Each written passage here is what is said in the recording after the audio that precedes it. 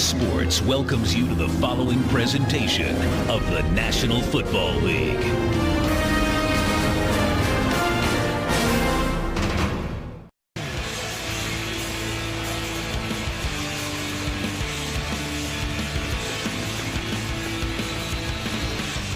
Glad to have you with us from South Florida as the Dolphins try to stay red hot. And there is Andy Reid under some fire, but only 2 losing seasons in his previous 12 years as the Eagles head coach. Well, and you know, they played on Thursday night, so he's had a few extra days to prepare. Always good with a few extra days, the Andy Reid teams. And Tony Sperano in his 4th season said this team reminds him a little bit. It's as gratifying as the 2008 playoff team in the sense that his players have fought hard after the 0-7 start. So it's all about today as the Dolphins will kick off. That's Dan Carpenter. They won the toss but deferred, so they want to play defense first. I'm telling you what the Dolphins mentality is in terms of the playoffs and how they'll look at this one against Philadelphia. Chris, we're not going, neither are you. They want to spoil it. Ex-Dolphin Ronnie Brown is deep with the rookie Dion Lewis. Eagles Dolphins and touchback City. Michael Vick, after missing the last 3 games because of 3 broken ribs, will lead the offense from the 20-yard line. He's wearing that Kevlar jacket that helps hits and impact, but he says he'll be cautious running. And McCoy's having a great season. He's got 15 total touchdowns, 12 rushing, 3 receiving. He has been dynamic. Offensive line coming together with the 2 rookies, and Jason Peters, the left tackle, playing as good as any left tackle in the pro game. First time actually in 5 games since Michael Vick, Jeremy Maclin, and Deshaun Jackson have all been in the lineup together. Look at Deshaun Jackson lined up behind Mike Vick. A little motion out.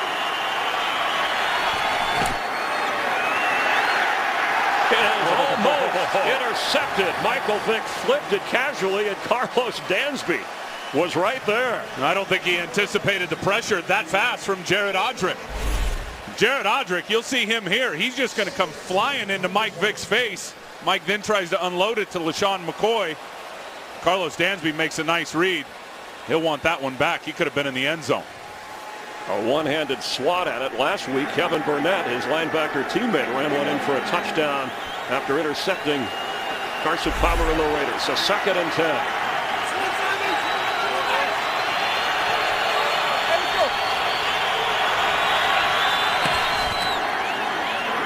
LaShawn McCoy up near the 30 and what would be an Eagle first down. And for the Dolphins, that 3-4 defense, Paul Soliai in the middle, and boy, the linebacker play has really made a difference. Well, those guys set the tone right there, and then Dansby and Burnett in the middle. You play a 3-down, 4 linebackers. Those 2 inside guys got to be on their game, and they have been. And then back in the secondary, I got to tell you, they've really tightened up. Since Vontae Davis came back 5 games ago from that hamstring, his defense has really played well. Jeremiah Bell is in the lineup with a sore foot, so he did not get the first. 3rd and a long yard.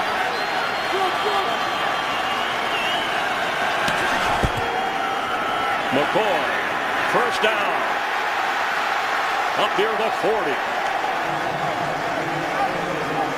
LaShawn McCoy came in averaging 5.3 yards a carry. And watch the block here by Jason Peters on Jared Odrick. And I just told you how good Jason Peters is playing. I mean, he just gets pushed and then goes and finishes them. And what a great job by McCoy in terms of that patience. That's something we'll be talking about all day long.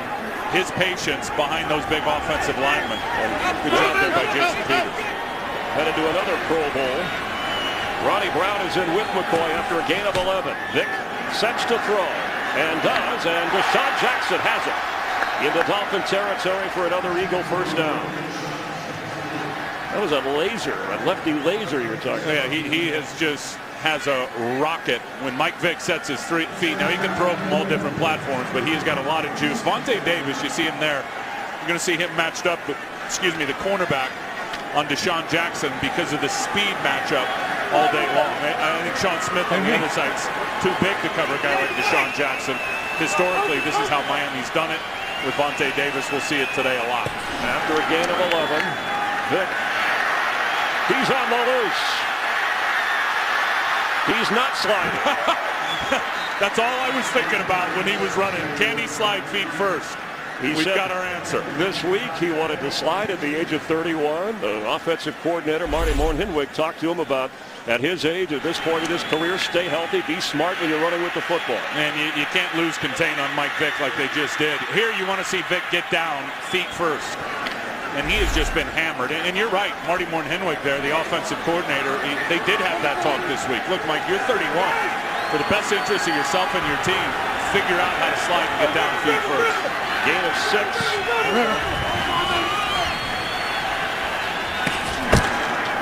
McCoy to the 40. It'll be third down. Rashawn Jones from his safety spot. Michael Vick does not have a rushing touchdown this year. He's got 541 yards on the ground. Well, think about the defense for the Miami Dolphins. They haven't given up a rush touchdown in 7 games. And that's going to be a great matchup all through the day today. The number 2 rushing attack by the Philadelphia Eagles in the NFL versus the number 5 rush defense of the Miami Dolphins. It's going to get nasty at the line of scrimmage. So Ronnie Brown is in with McCoy on 3rd and 3.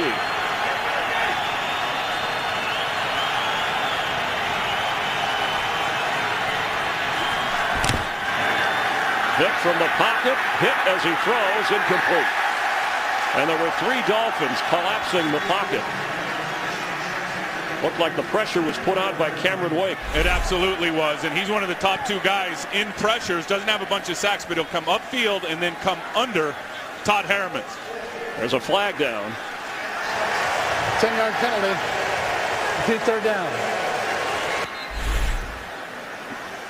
Ron Witter, our referee today in his 17th year. Run ball, run ball.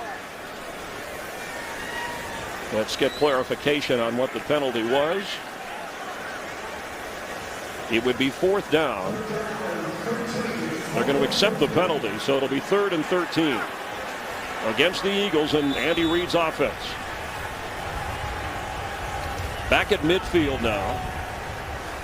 This is what you don't want ever. I mean, your playbook really gets limited in these long down and distances. And this is an area now, Chris, when you talk about it, Miami on 3rd down, they have really thrived here in the last 5 games.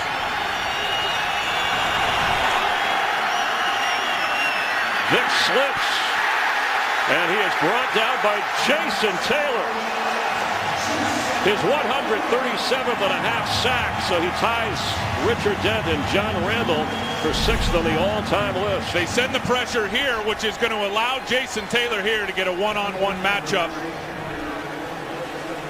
with the left tackle, Jason Peters. And Mike Vick slips and then has nowhere to go. You know, this is the 5th game that Jason Taylor has played against the Philadelphia Eagles. He's now got 5 sacks against Philadelphia. At age 37, still enthusiastic. And remember, it rained earlier. It's been raining off and on, so that slick field may have contributed to the slip by Michael Vick. So Chaz Henry back to punt. Devon Best set to receive. The pressure is on and it's blocked. The ball is rolling inside the 20. Inside the 15, down to the 11 of the Philadelphia Eagles. I think it was Jimmy Wilson who got it, Chris. The rookie corner from Montana. And Julius Pruitt also got in. Here it comes from over here. You see Jimmy Wilson out there, 27. Looked like he just took it right off the foot of Henry.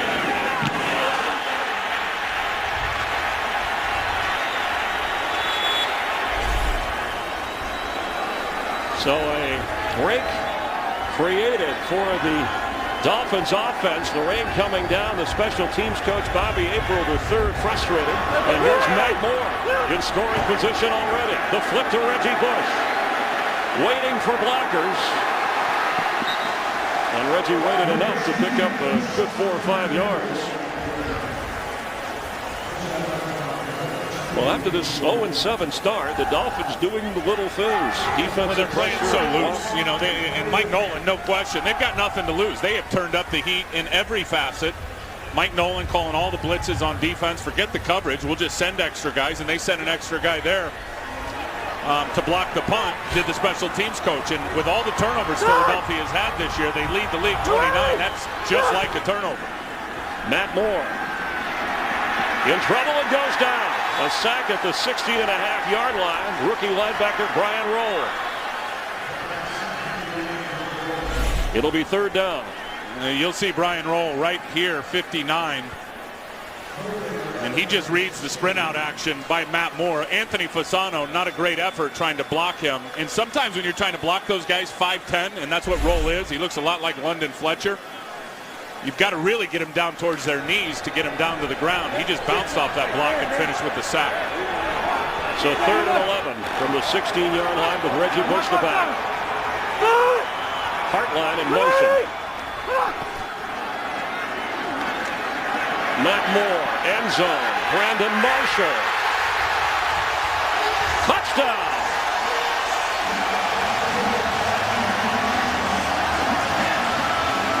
What a throw from Matt Moore. His 10th touchdown pass of the season. Well, and Nnamdi Asomugha knew the route. I mean, you can watch Nnamdi. 24 is going to be lined up out here, and he knows the corner route's coming. He'll turn his back and go to it. But Brandon Marshall just gets a gap of separation. See, Nnamdi knows the route. He's going to spin and run the corner right with him. And then as soon as he turned his eyes to locate the ball, Matt, with perfect timing, Matt Moore drops it right over the top. That was a great job by keeping his feet in there, too, by Brandon Marshall. But the timing of that was perfect. Quarterback to receiver.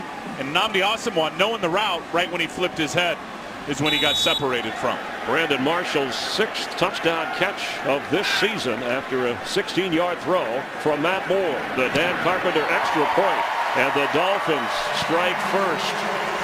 The defense set him up, and Marshall in the end zone. Matt Moore to Brandon Marshall. It's Miami up early, 7-0. This game on Fox is sponsored by Southwest Airlines. Find our fares online only at southwest.com. As good as a turnover, Jimmy Wilson with the blocked punt set the Dolphins up easily for Brandon Marshall on the touchdown catch. Matt Moore saying to us just a few days ago, the rapport between Brandon Marshall and himself has improved. Carpenter's second kickoff already, and Dion Lewis will down it, so the Eagles go back to the 20-yard line, their second offensive possession. Michael Vick now trailing. Today's game is sponsored by Bud Light, the official beer sponsor of the NFL. Here we go. Chris, you see there, sorry Chris, you see that red zone has been a problem defensively for a couple of years for the Philadelphia Eagles. And Juan Castillo there, the defensive coordinator, you call it sudden change. You're not expecting to be right back out on the field defensively. There was a block punt, there's a sudden change, and that's been a problem. They haven't been able to get stops and hold people to field goals. And it's a problem when you try to run against the Dolphins as Hodrick makes the stop on McCoy. You know what I'm saying? I mean, defensively, you just get done with a drive. You think you're done, and then there's a blocked punt, and instead of getting out there and going, down on their side of the field playing defense, it's slammed right in your face because of the punt. You go out there and you got your back against the wall. You want to hold people to field goals, not touchdowns. You look at the Seattle game last week, major problem, already a problem here today. Second down, 10.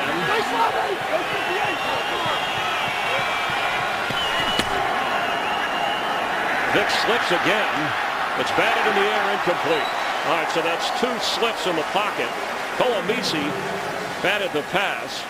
And I'm wondering, this wet field, again, natural grass, but it's affecting the Eagles' offense. It absolutely is, and they're not playing coverage on Mike Vick now. Not a lot of people will blitz him. Now, they have this year, but historically you're afraid to because you're playing man coverage. So they're making Mike move quick. He can barely get to the back step in the pocket, and he's already got to try to make a move to elude pressure. He slipped a few times, already been 2 sacks in this game. So now 6 defensive backs on 3rd and 10.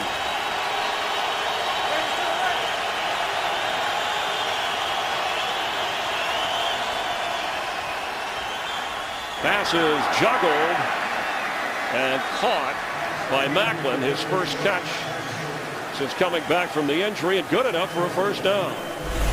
And he bobbled this one. He's coming right here down the middle. There's 8 in coverage. They only rushed 3, did the Miami Dolphins, so a good mix.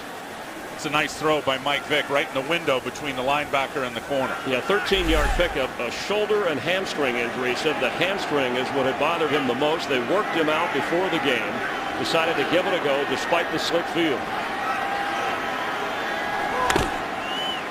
McCoy goes down inside the 30. Carlos Dansby wouldn't let him get loose.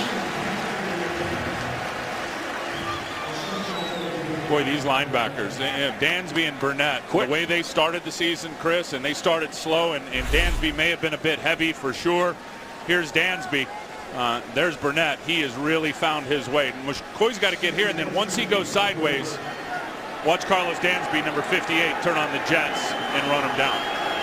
They produced the last time on third down with 4 wide receivers.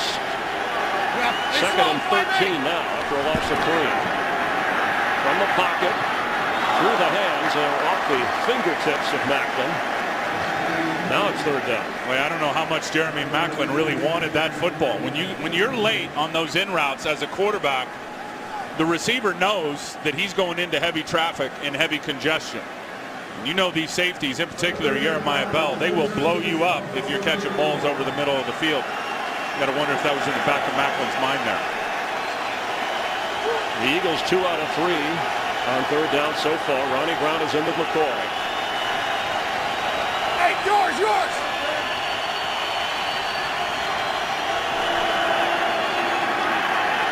Vick goes down. Again, it's Jason Taylor. He'll move up the list with 138.5 sacks. And again, it's inside linebacker pressure that forces this guy, Mike Vick, to move. Watch Burnett come flying up the middle on Mathis. Now Vick feels that. He's got to step up. And there's Jason Taylor there to clean it up. Henry with the boot. Devon Best, fair catch for Henry. That block punt was the first of his career and the first for the Eagles this season. After a 52-yard kick, the Dolphins on offense, and they lead. Today's game is sponsored by the Ford F-150, the only truck available with EcoBoost. By K Jewelers, every kiss begins with K. And by Nationwide Insurance. Nationwide is on your side. Hello, it's Tim Ryan. Chris Myers on the all-time sack list. Jason Taylor moving on up. Bruce Smith at 200-year leader since they recorded the stat, but with 2 sacks already.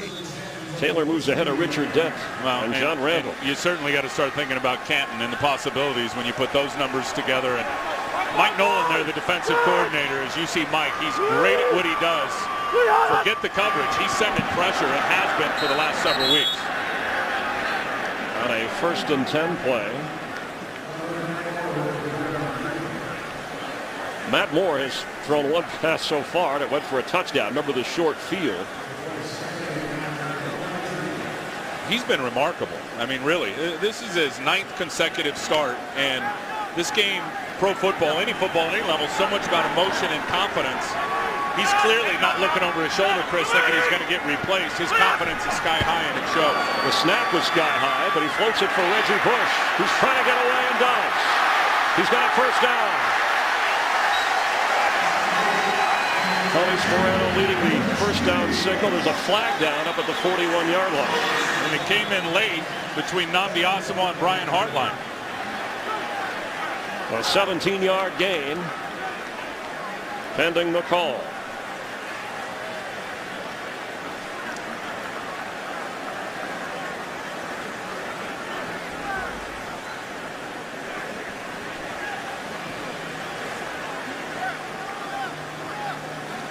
Matt Moore, in his 5th season, started as the backup behind Chad Henne. And after the injury to Henne that put him out for the year, Moore has stepped in and taken over for Tony Sperano. There is no foul for blocking the back. Result of the play, the first down. So the Dolphins come to the line after a 17-yard gain. Now the receivers are going to clear this out. Now here comes Reggie, and Brian Rolls got him in man coverage. Just enough of a block there by Pouncey to slow roll down, and then he just riding Reggie's coattails, who just burst right out of it.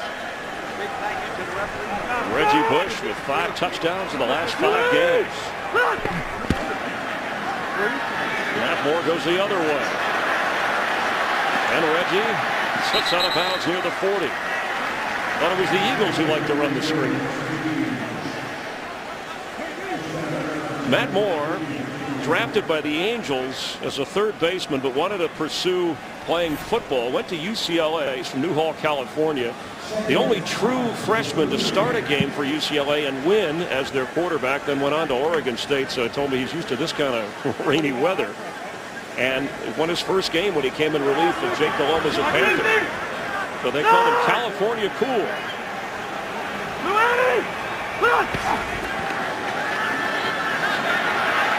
And he unloads, it's dropped. Let's get a game break and check in with Kurt Benefit. Minnesota's had the ball twice, turned it over both times. The Lions turning each in the points. This one, Matthew Stafford hooking up with Titus Young. 57 yards on the score, and just like that, Lions with their largest first quarter lead of the season, up 14-0 thanks to the turnovers. Chris and Tim. Thank you, Kurt. Lions try to keep their playoff hopes alive. The Eagles with faint playoff hopes for the NFC East Division title as we check the injury to Jake Long. Yeah. Jake's playing his best football all year, about the last 5 games. Jake Long, the #1 overall draft pick at one time and Pro Bowler on the sideline. Yeah, and this doesn't look good. I mean, the way he was blocking Trent Cole, he just hitched up. And to me, I watching the play live. I looked at you. I said his low back just gave out on him. And he walked gingerly over to the sideline, and immediately the trainer has been dealing with his low back. Yeah, Nate Garner, number 75, comes in for Long, former Jet, 4th year out of Arkansas College. He'll have his hands full against Trent Cole over there at right end. Another high snap on 3rd down. Matt Moore just flips it. And the Dolphins will be forced into a punting situation. And this is going to look at his stance. I mean, he's got his nose down on the ground. But there's Gardner there, the replacement for Jake Long. And he is going to have his hands full, and they're going to have to give him help. Just like Reggie Bush tried to get a little chip on his way out there. We have Jamie Maggio down on the sideline. She'll check on the injury and any other activity that we need to report on, but it doesn't look good for Jake Long. There's nothing worse than low back pain. Deshaun Jackson back to return Fields' punt. What a booming kick inside the 5. Jackson gets outside and across the 10-yard line. No returns, punt or kickoff for touchdowns for the Eagles this year. They have the football trailing 7-0. The Eagles want to get LaShawn McCoy going. All good news when he gets his hands on the football. He had no fumbles, 215 carries, but so far, Tim, today, Dolphins have done a pretty good job. 5 carries, only 19 yards. What's amazing about him is how loose McCoy carries the ball in space, but as soon as he gets in traffic, he's able to tuck it in and put the clamps on it. From the 12, first down. Vick goes down. Yes, here comes the penalty flags. Down at the 2-yard line. Tony McDaniel got there first. I don't know if would cause Mike Vick's helmet to get ripped off. It's either a face mask or it's going to end up being a hold, one or the other. It's already the 3rd sack for the Dolphins, and then another one that was right at the line of scrimmage. They got to get to the quick pass. Personal foul. Drafting a face mask. Defense number 78. 15-yard penalty. Got a first down. That's Tony McDaniel. Well, and again, they're sending pressure. Mike Nolan sends 5 guys, and Marty Morton-Henwig is trying to move the pocket. Oh, yeah, that was a nasty sack right there. Now Mike Vick says, I'm still live. I better get down. When you're holding the evidence right there, too, you better get rid of that thing. Mike thought the play was over. Then he realized, yeah, I better get down. I'm in the middle of some live action here. But you just saw there, the pressure is already bothering Marty Morton-Henwig, the OC, the offensive coordinator, moving the pocket around a little bit. They're going to have to get some fast pass stuff. So the penalty puts it up to the 17-yard line. First down, Eagles. Here is McCoy. Nowhere to go. Chris Clemens from his safety spot. And that's the deal, Chris. When you're sending pressure on the passing downs, you've got your guys in position if they decide to go with a run. And Chris Clemens, we've already seen him a couple of times today, come off the slot and have pressure on the quarterback, and there get a tackle for loss on LaShawn McCoy. because you're not backpedaling. Everybody on this defense in terms of the front seven are moving forward on the snap of the ball. A loss of 3. Hey, ram, Kelsey.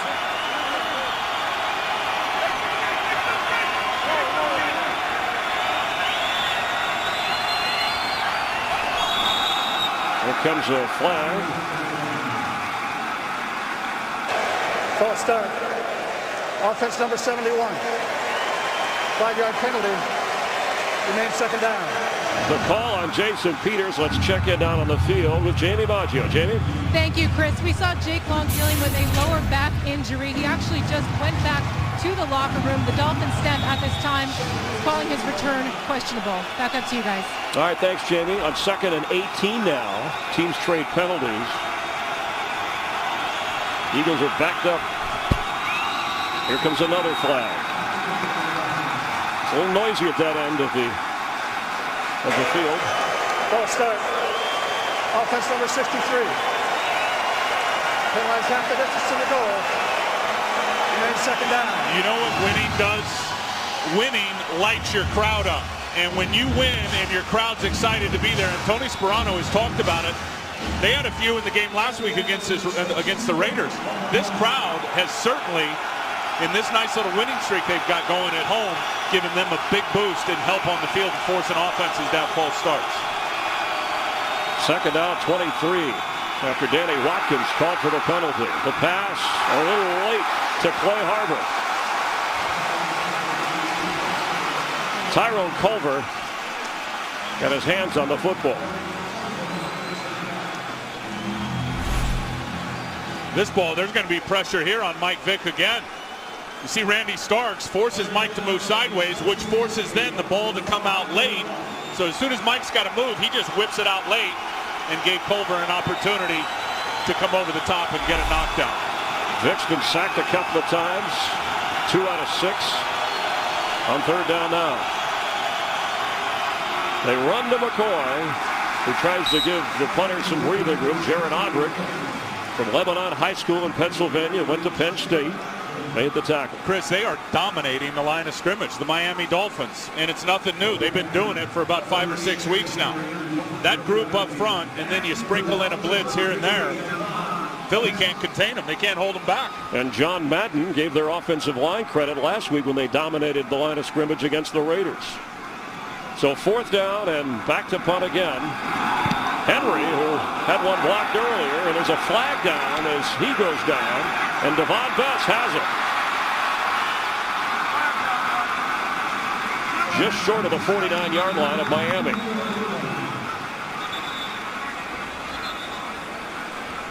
A 54-yard punt and an 11-yard return.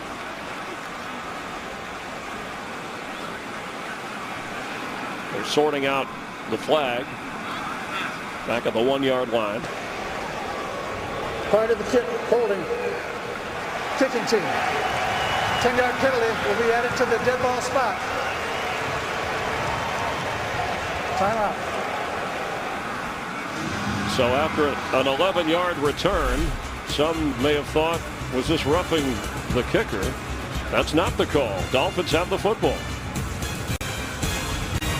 This January, Fox returns to the Octagon with an incredible UFC Fight Night triple header, and a title will be on the line. Former light heavyweight champion Rashad Evans and undefeated Phil Davis headline the card, plus some explosive middleweight bouts. The UFC Fight Night. It's a triple header on Fox, live from Chicago, Saturday, January 28th at 8 Eastern, 5 Pacific. From the 41-yard line of the Eagles after the return and penalty, a 22-yard gain. So Miami in excellent field position to add to that 7-0 lead.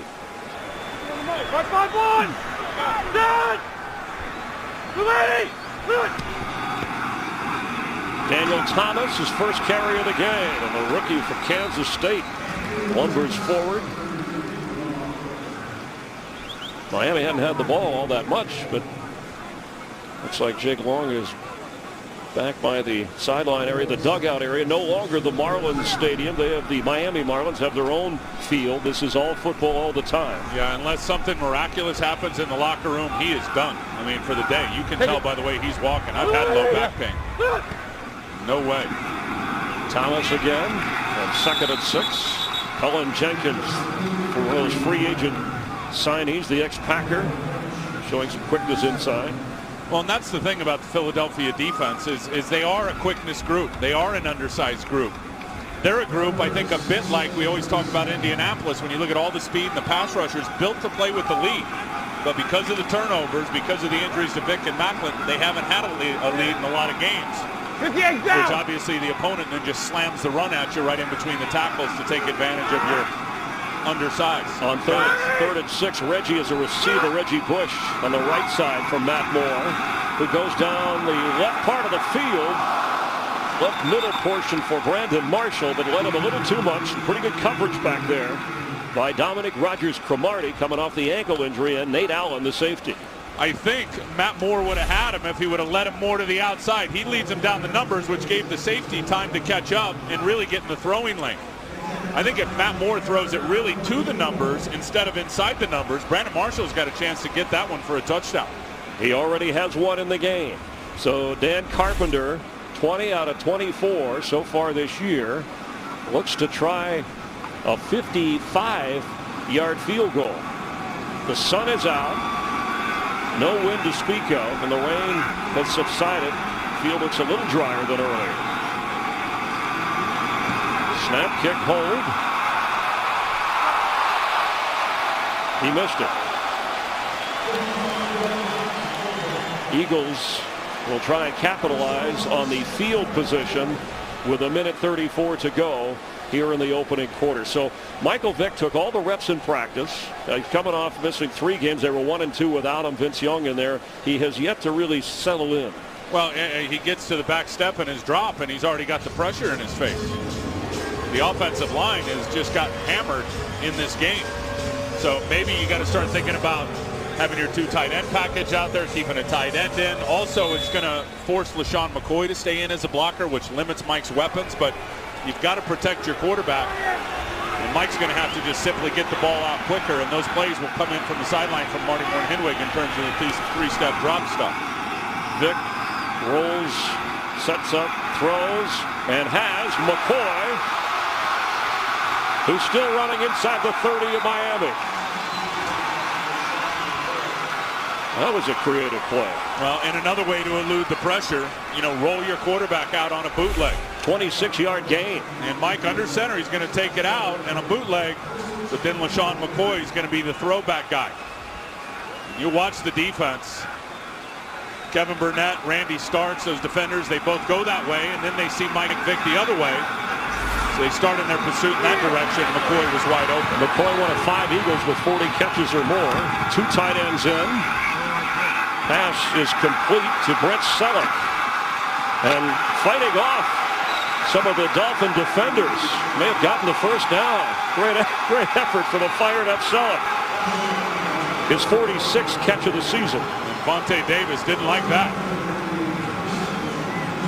An 11-yard gain, so he did get the first down. Your 2 tight end reference helped. Yep, and Vontae Davis is coming out right now for a play or two, because Selleck's just going to lower the boom on him. Bang, right there. Shakes down 2 guys. Vontae Davis is standing on the sideline now. Vick somehow worked it to Selleck again. Great throw. Great throw. I mean, you can't even imagine how small that window was that Mike Vick just slid it into. So the Eagles on the move with their best scoring opportunity of this game so far. After an 8-yard gain, it will be 2nd and 2 as the first quarter winds down. And the Miami Dolphins on a Matt Moore to Brandon Marshall touchdown and a strong defensive performance lead the Eagles 7-0. Dolphin corner Vontae Davis being worked on the sidelines. So Nolan Carroll, second-year player from Maryland, number 28 at the corner, is in on 2nd down 2 from the Miami 9. Look for some type of sprint option by Mike Vick. Always a classic in the West Coast offense. You roll your quarterback out. That helps you elude the pressure, which Miami has done a great job of. And then Mike's got a run pass threat. It's a 2-way threat. And we both know, Mike Vick told us yesterday, maybe he'll get 3 rushing touchdowns today. He doesn't have any on the year. And 8 turnovers in the red zone, the most in the NFL. So the Eagles don't want to go there. Vick's throw to Deshaun Jackson. Splitting forward to the goal line. It'll be first and goal, Philadelphia. Just a quick little hitch screen here to Deshaun Jackson. Watch, he's going to step up and then step back. Out on the edge, gets a couple of nice blocks. He got the ball across, but it looked like his knee was down before the ball crossed the plane. And they worked on that corner where Nolan Carroll came in for Vontae Davis. King Dunlap has come in at the tight end position, a backup lineman, with LaShawn McCoy. Watch out for Todd Hermans. He's eligible out on the edge, the right tackle. It's McCoy who's cut down. Dolphins, Koomisi, no touchdowns on the ground in the last 7 games allowed by Miami, and only 3 all year. And he makes a great read, Koomisi. You block down with the guard, which they do. Watch this guy just fly up into the box.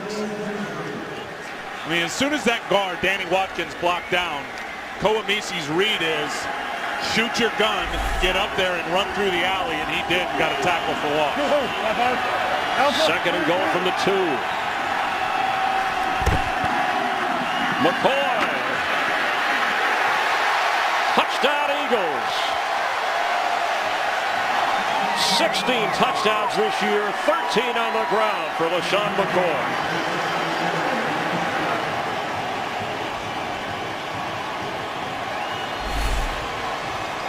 Two nice blocks out on the edge. Harriman's able to get a block down, and then Selleck gets the block out, and that immediately creates the crease for McCoy, just needing a couple of yards to punch it through.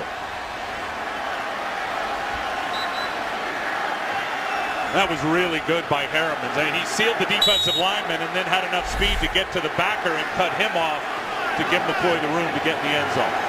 Alex Henry for the extra point to tie this game. Remember, the good field position on a missed field goal by Carpenter.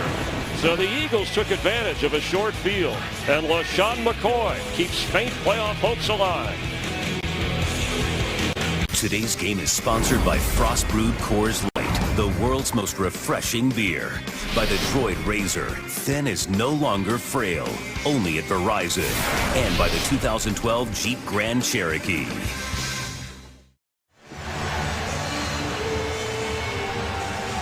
Here in South Florida, Todd Harriman's being worked on over on the Eagle bench after the LaShawn McCoy touchdown. Again, his 13th rushing touchdown of the season. How about the versatility of Harriman, who's always been really a left guard. Now he's played tight end eligible down on the goal line, but this year, because of injury, had to move out and play right tackle, and he's been the right tackle all season. That time he was back at the left tight end position and had a very nice block. Henry ready to kick off to the Dolphins. Remember, the Eagles, they have to win out. Hope that the Giants go 2-2. They play the Cowboys tonight, and then Dallas goes 1-3, and the Eagles would win the NFC East. Something, that? Yeah, that's wacky. Amazing after all they've been through. But they've only, back-to-back games might be a chore for Philadelphia. The way that they played this year to win back-to-back games. Something they certainly need to happen to keep their faint playoff hopes alive. Certainly, the Dolphin defense has played well, even when you bring in a Michael Vick and a Jeremy Maclin. Absolutely, and they've chose to play a lot of nickel defense, which is their sub-package where they take out one of the outside linebackers and they end up bringing in Will Allen, and they've been effective. I mean, Mike Nolan and the way he's called the pressures, and it really starts with that front three on the defensive line. They have been all over Mike Vick, really until this last drive, Chris, when Mike Vick started moving the pocket around a little bit and getting the ball out faster. And Vontae Davis with a stinger. It's a pinched nerve in the neck, so a questionable return of the Dolphin defense. Their offense on the spot here as Matt Moore on first down will keep. Penalty flag flies. He goes out of bounds near the 28-yard line. Yeah, they believe they're going to end up getting a hold on Miami just as Matt Moore started to take off. Holding. Offense number 51. 10-yard penalty. Repeat first down. It's on Mike Pouncey, the rookie center from Florida. And that'll back the Dolphins up. Well, that's a killer now, because I'm telling you, as a defensive player, when a quarterback runs and picks up big yards, yeah, he just threw Trevor Laws down right there. That's a mental backbreaker. Matt Moore had about 7 or 8 yards there that's coming back, and then you had 10 to it, so really a 17-yard loss. Help me go. Only the second penalty accepted against Miami. 1st and 20. Reggie Bush cuts inside. But look at that, 4 or 5 Eagles swarming to the football. Well, that's one thing Philadelphia talked about yesterday. If they can get Reggie Bush hopping sideways, and that was a good read, and he was patient and bounced it to the outside, then they feel like, as fast as he is, their pursuit with all their undersized guys can catch up. So you'll see, here's the block right on Koamisi there. Now Reggie, as soon as he had to cut and go sideways, and then another cut back inside and stop his feet, then you see all the green jerseys show up and flash into the screen. 2nd down, 17. The Eagle defense criticized, especially the linebackers all year long, with a chance to make something happen here. And we have a timeout. Timeout. Miami.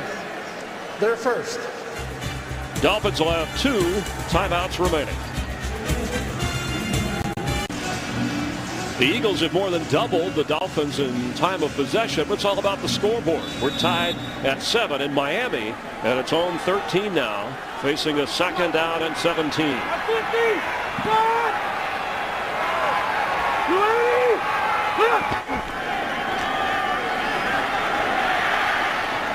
For Devon Best, it's intercepted. Kurt Coleman has it for the Eagles. And Kurt Coleman gets it inside the 2-yard line. Down to the 1. And Matt Moore was under pressure, under heavy duress when he threw that ball up and way over the head of Brandon Marshall. And it was really his own guy. Watch, it's not even a Philadelphia Eagle. It was Nate Garner getting bull rushed and pushed by Darryl Tapp. So Matt Moore's got his own player in his lap. He just tossed that ball up. Really a prayer, thinking Brandon Marshall would go get it. Way overthrown, and Kurt Coleman gets a pickoff. Yeah, and Garner is in for the injured Jake Long. For Coleman, his 4th interception of the season, and that leads the Eagles. And 1 yard away from taking the lead with just over 12 minutes to go in the 2nd quarter. And that's one thing Miami has not done over the last 5 games, is turn the ball over. Their ball security has been outstanding. Michael Vick has to get rid of it.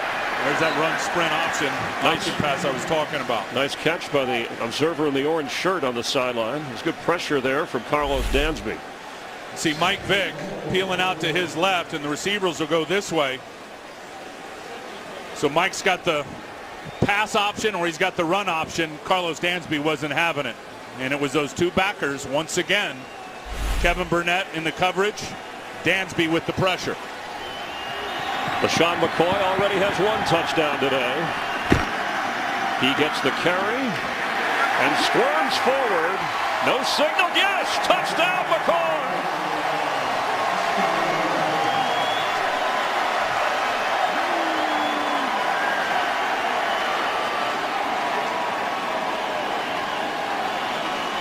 He is moving into special territory on the all-time Eagles list. Good job by Danny Watkins, the right guard.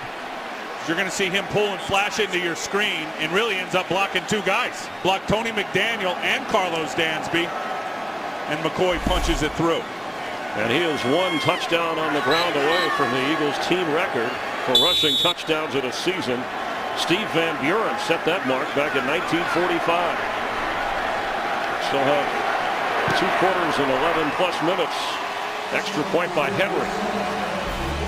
Eagles, who once trailed 7-0 behind the running of LaShawn McCoy, now have a 7-point lead in South Florida. Today's game is sponsored by Visa. More fans go with Visa.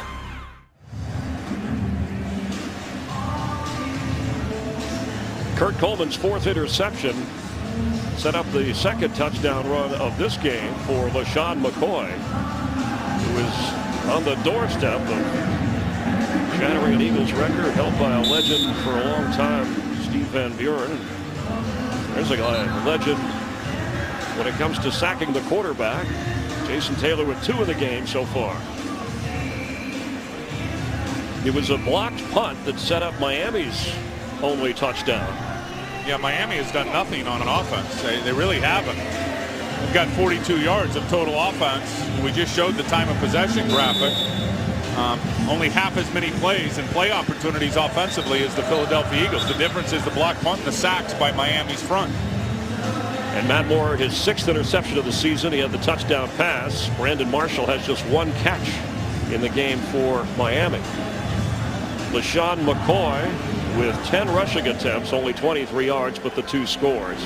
And after the ball comes off the tee, rules require the football to be held for the kicker, Henry, and Curtis Marsh taking care of that. Clyde Gates had a 77-yard return last week against the Raiders, but he will get no opportunity here. Miami comes out to the 20. We've been watching LaShawn McCoy, and Steve Van Buren set the Eagles' single-season record for rushing touchdowns in 1945. Played for the Eagles, part of their 48 and 49 championship teams. Van Buren won 4 NFL rushing titles, and he went into the Hall of Fame, inducted in 1965. Great shots. Looks like high-def black and white. Somebody had a good camera. My TV didn't look like that back in the day when I was a kid. Daniel Thomas is in at running back on first down. Matt Moore throws, completes, a little behind, but caught by Brandon Marshall. Let's get a game break and check in with Kurt Menefee. Well, if you're the 4-8 Redskins taking on the AFC leading Patriots, you got to put out all the tricks. How about a flea flicker? Brandon Banks wide open to Santana Moss, 49 yards, and the Redskins have the lead, 17-14 in the second quarter. Chris and Tim? Dolphins always glad to see New England struggling, and for the Eagles, one of their NFC East foes, the Redskins, with the lead. Thomas carries. It'll be third down.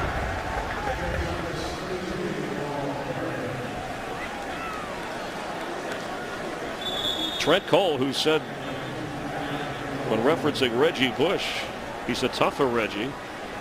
And that is Vernon Carey, who came in with an injured ankle and worked out. He was touch and go all week. Remember, John Jerry played for him last week and did so well on the offensive line. He's in pain. We've already seen Jake Long leave injured.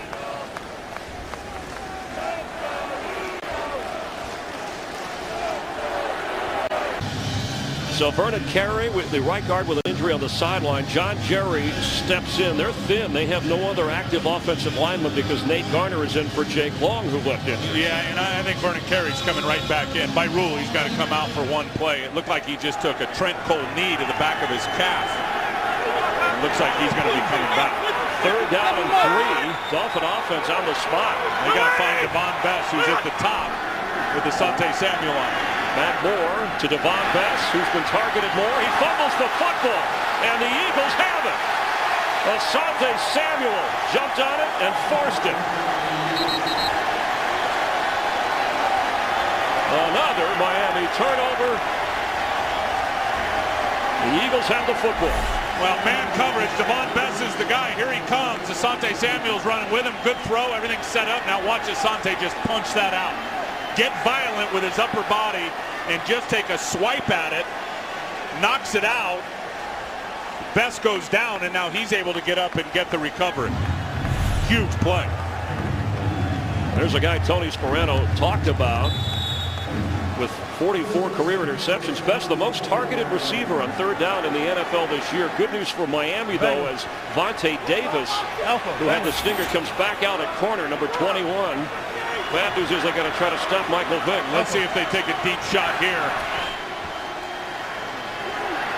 That's Brett Selleck, who has a first down inside the 25.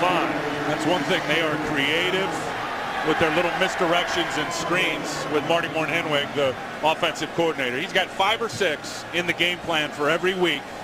There's Marty there, and they just faked it out to LaShawn McCoy one way and came back to Brent Selleck the other way. Well, you said after a game of 11, get the tight ends involved, because with all those other weapons, having Macklin and Deshaun and Michael Vick back at one time, it's almost impossible to cover them all.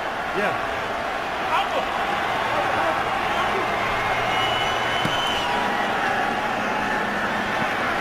Batted down. Jared Odrick, who's had a good game so far. Got his hands on the football. That was another screen opportunity. An attempt.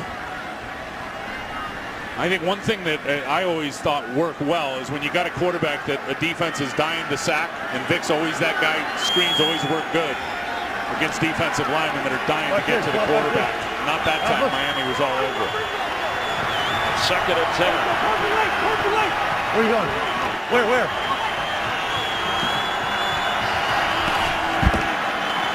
LaShawn McCoy slips a tackle. He's slippery, he's shifty. His mom nicknames him Shady.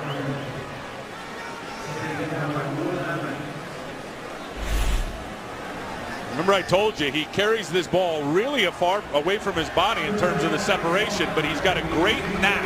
I mean, that's a fumble waiting to happen, but he's got a great knack knowing when he gets in traffic, and all that's great peripheral vision that he tucks it to his body and puts the clamps down. He got 5.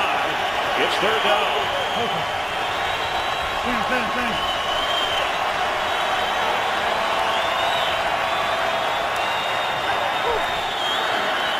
Pressure is picked up for a moment, and then the Dolphins get to Michael Vick. And Rashad Jones, the safety, brings him down. That's the 4th sack of the day for Miami. And Rashad Jones is the guy that comes off the edge right up here, unblocked. That was a break in protection. You see Jason Peters blocks down. There were 2 guys outside of him. The back got one of them, and no one blocked Rashad Jones. Mike Nolan is really good at dialing up pressures and know when to dial up the pressures at the opportune time. Alex Henry has made his last 10 field goals. His last miss was week 4. This is a 40-yard try. The kick. It's good. The Eagles lengthen their lead. A 10-point advantage here. Hey, Fox tonight, an all-new Family Guy going to deck your halls with Peter and the gang. It's a wild holiday adventure as the Griffins celebrate the season as only they know how. A lot of mayhem and laughter on an all-new Family Guy tonight at 9 Eastern, 8 Central, followed by an all-new American Dad on Fox. Animation domination, and the Eagles have been dominating after trailing 7-0. You said their defense likes and is successful playing with a lead. Well, they have that now. And that's what it's all about. And in that way, Jason Babin and Trent Cole and those guys, that undersized defense in between them, can really pin their ears back and get after it. They've certainly got Miami on their heels, and I'll tell you why. Miami's really been unable to run the football. And if they can't run, things get exponentially harder on your quarterback, Matt Moore.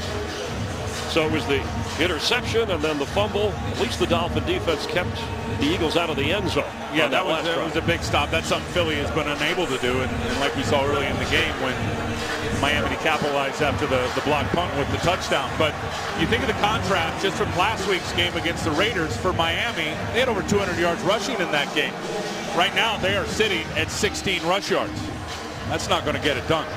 And the Eagles, who say it's turnovers, 29, which is tied for the most in the league, and they have none today. You don't count the block punt. It's kept them from the victory column. Clyde Gates will down it, and the Dolphins come out to the 20-yard line. Tim Ryan, Chris Myers here in South Florida. And after the block punt, Matt Moore with a perfect throw to Brandon Marshall to give the Dolphins a 7-0 lead. LaShawn McCoy into the end zone, and after an interception by Coleman, McCoy gets another touchdown, and then a fumble recovery by Asante Samuel, and a field goal, and that's where we stand. It's 17-7 as the Dolphins take over on their own 20. Reggie Bush the pitch. He will lose a couple of yards. Quickly in to make the stop. Hard to get the ball outside, what everyone calls those wide 9 techniques. And really, the 9 is just a 9 alignment. It means you're outside of everybody, tilted in, knifed in, and it's just hard to be able to get the ball outside. Darryl Tapp with that 2-yard loss. Matt Moore in a hole now. Matt Moore in the touchdown. He's 5 out of 9, but again has the interception. 50, Mike 50! You see what I mean? You see these guys, look how wide they are outside the offensive tackles, tilted in and knifing in. Pass was complete, short of the first down to Marshall. That wide rush. How should the Dolphins counter that? Well, you got to run the inside powers in the running game for sure. I mean, when you start talking about these big wide guys right here, I mean, this is all the running action right here. And we know incognito on the inside power is their bread and butter. So they need to get to that. And then with these guys, you got to end up giving help with running backs and tight ends in the pass game. And Reggie Bush has been in Miami a strong runner inside the tackles, something we haven't seen a lot of earlier in his career. But now a 3rd and 6. Look at this funky look. 2 down linemen. And down goes Moore. Casey Matthews, the rookie linebacker. Well, you got 2 linemen on the field. You got 4 linebackers. They're all inside the box. And Matthews just comes right up the gut. Defensive lineman, 4 guys right here. There's Matthews who gets the pressure in the sack. Carey's got to block down. Colombo's got to block out. It's to the other side of the running back. There is nobody to block Casey Matthews. That is a great scheme call by Juan Castillo and better execution by Matthews. First career sack for Matthews. His brother, of course, the Packers. Matthews, his uncle, his dad. As Deshaun Jackson takes the punt and flips. Curtis Marsh couldn't hold on to the football, and the Dolphins have it. And I think it was Tyrone Culver that knocked it out, Chris. At first, that looked like a forward pass, but if you looked at where Deshaun Jackson threw it from, it was clearly a legal backward pass. And I think, Tim, it had something to do with the way he hesitated. He wanted to make sure it wasn't forward when he threw it. Absolutely. So he throws it from beyond the 30. Marsh catches it behind the 30, and then there's Culver to knock it out. Now the question is, was the knee down before the ball comes out? No way. That's a fumble recovery, Miami, and the turnovers that we talked about. Now the 30th this season. Very interesting call by Bobby April. Up 10 points. Getting the football. I don't know really if you needed to do that based on where we are in this game. Second quarter up 10. Tough break from Marsh. Big play Culver. Matt Moore on first down. He fumbles the football, and the Eagles have it. Just like that. Takeaway, giveaway. As Mike Patterson came up with the football. We were just talking about the wide nines and those big wide alignments. A lot of times, Chris, you're so worried because of their alignment out here. You're worried about them beating you around the corner. Babin comes underneath on Colombo with a spin move. You see, as soon as Colombo turned his shoulders, worried about the speed rush, Jason Babin, the left defensive end, spins it back inside and swats the football out. In the battle of turnovers, Miami leads that 3-1, the category you don't want to lead. As Babin caused it, 12 sacks this year, his second go-around with the Eagles, and knocking that loose for Patterson to recover. It's amazing. That's his 13th sack on the season. The guy's got 26 and a half sacks in the last 29 games. He has found the fountain of youth. Pass is complete to Selleck, who's knocked down at the 35-yard line. It's a good legal hit by Jeremiah Bell, too. Leading tackler of the Dolphins. No, that's one of those opportunities where you have the opportunity to blow the guy up from the neck up, which always end up being called with hits on defenseless players. That was really good by Jeremiah Bell, lowering his strike zone, making a good legal hit, but yet being violent and forceful. A 9-yard pickup. Vick is 8 out of 14. He's run one time. He's been sacked twice. Where you going? Man. Ringo, come on. LaShawn McCoy for the first down. And the Eagles have taken control of this football game. You talked about the extra rest or preparation time playing that Thursday night game against Seattle, which really was an embarrassing game for Philadelphia. Oh, it was brutally embarrassing, and it was the turnovers once again. I mean, 4 interceptions by Vince Young, 1 for a pick 6. Andy Reid, after a bye or a few extra days, always good. And historically, as you know, this team's been darn good on the road as well. He's got no magic formula for that. It's just the way it's fallen. Now in his 13th season as Vick is on the move. and floats one to a wide open Jason Avant. You can't give Mike Vick that much time. He is going to break you down, and as soon as you commit, as we saw the pass rusher at the top committed with an inside move, Mike sees that he's going to bounce outside, and there's no way you can stay with the receivers that long as a secondary player. Watch Mike. Look at this clock right here. You want that ball out in under 3 seconds. As soon as Mike feels the contained break, he gets outside 5.5 seconds. Hard to stop the Philly pass attack. You give him that much time. A 28-yard gain. And when I asked Andy Reid about where Vick improved the most as a passer, he said understanding the pocket protection. And he did there. Vick still has it. Going for the end zone, Deshaun Jackson. Touchdown!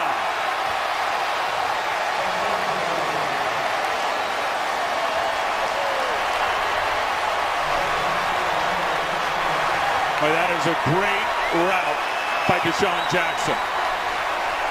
And he had guys spinning all over the place.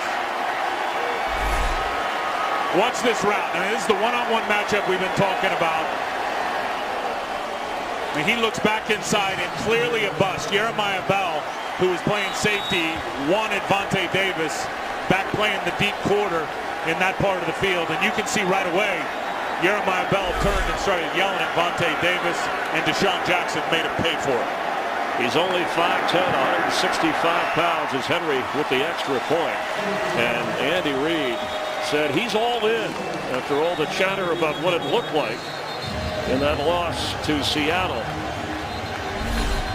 A 34-yard touchdown pass hauled in by Deshaun Jackson. And the Eagles open up an even bigger lead after having trailed 7-0. They now lead at 24-7. And you know what? Marty Morton-Henwick said it. He said the guy's preparation has been outstanding. We all understand the contractual issues that Deshaun Jackson's going through. But you know what? In regards to Philadelphia, they'd definitely be willing to put him a real nice deal on the table. I know that. Problem is, I think Deshaun Jackson wants top wide receiver money, and I'm not so sure they see him that way as a receiver. Now, you add the return skills to it and everything he does as an impact player on your team. Guy's absolutely worth a lot of bread. His third touchdown catch of the year. We see things on the outside, but his teammates, Tim, rallied, and I don't know if that's just, hey, it's us against the world, our locker room, but his teammates rallied around him after that expose of Thursday night, and Michael Vick even said, hey, you know, he's motivated even more. And say what you want, and in terms of what you hear out there, it has not fractured the locker room by any means. They are not a 4-8 team coming in here because of this situation fracturing the locker room between certain players and coaches.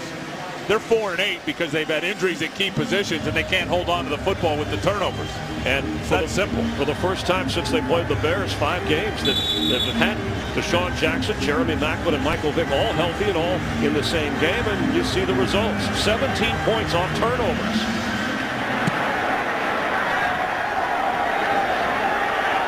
Gates will bring it out.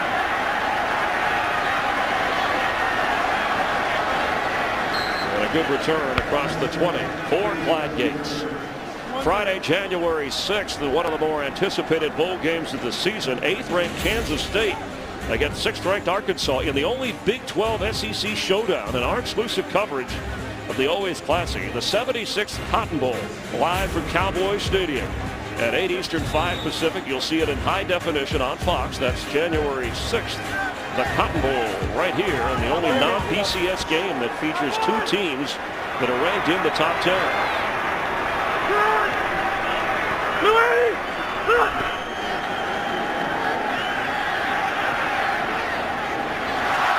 Brandon Marshall could not hold on.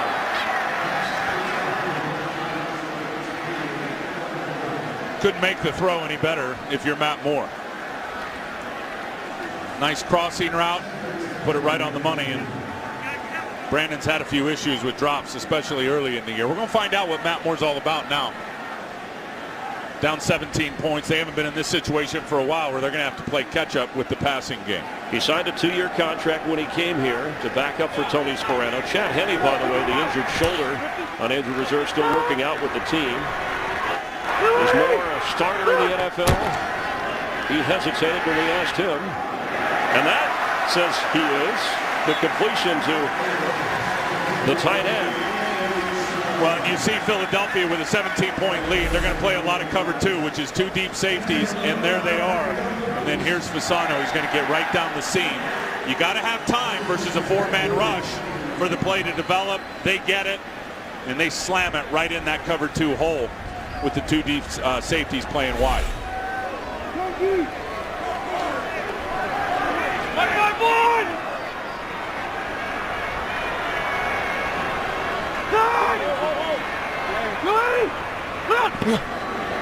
Pressure coming. He gets rid of it. It's tipped. And Devon Best holds on.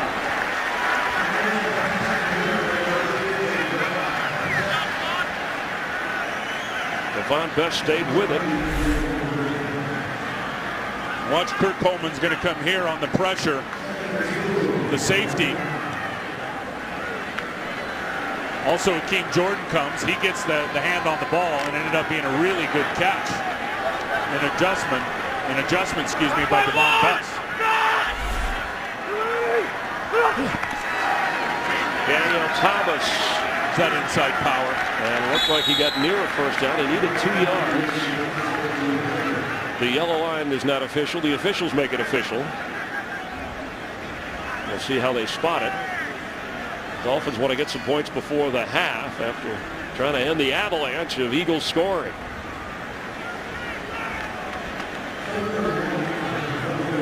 Michael Vick now 10 out of 16. The touchdown throw to Deshaun Jackson. Nobody knows how tough that dude is when you really sit down and talk with Mike Vick. He smashed those ribs in the second play of the game against Arizona.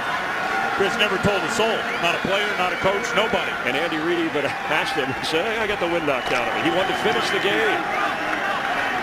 John Jerry is in to help block in the backfield. Vernon Carey back in on 3rd and 1.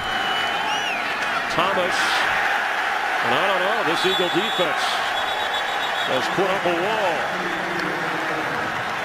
I don't know where John Jerry's going, but the offensive lineman playing fullback, he goes to the outside, and the running back didn't follow him. We have reached the 2-minute warning. Eagles lead Miami 24-7. The ball was supposed to go right in that gap, but watch Cullen Jenkins just destroy Mark Colombo, who tried to block down on him. You get that penetration and destroy a down block like that. John Jerry went to the right spot, but the running back could never get there because of what Cullen Jenkins did to the right tackle Colombo. That was awesome. So given where they are, it's an important 4th down and 1. The Dolphins are going for it. They're 6 for 12. See if they give it to Lex Hilliard, who's been their guy. Inside handoff to Hilliard. And I don't know. Now he is 7 for 7 on 3rd and 1. But this was 4th and 1. He's been their guy in short yardage, and they turned and handed to him on the dive, and it looked like they tried to go right back at Cullen Jenkins again. And the Eagles were ready for him.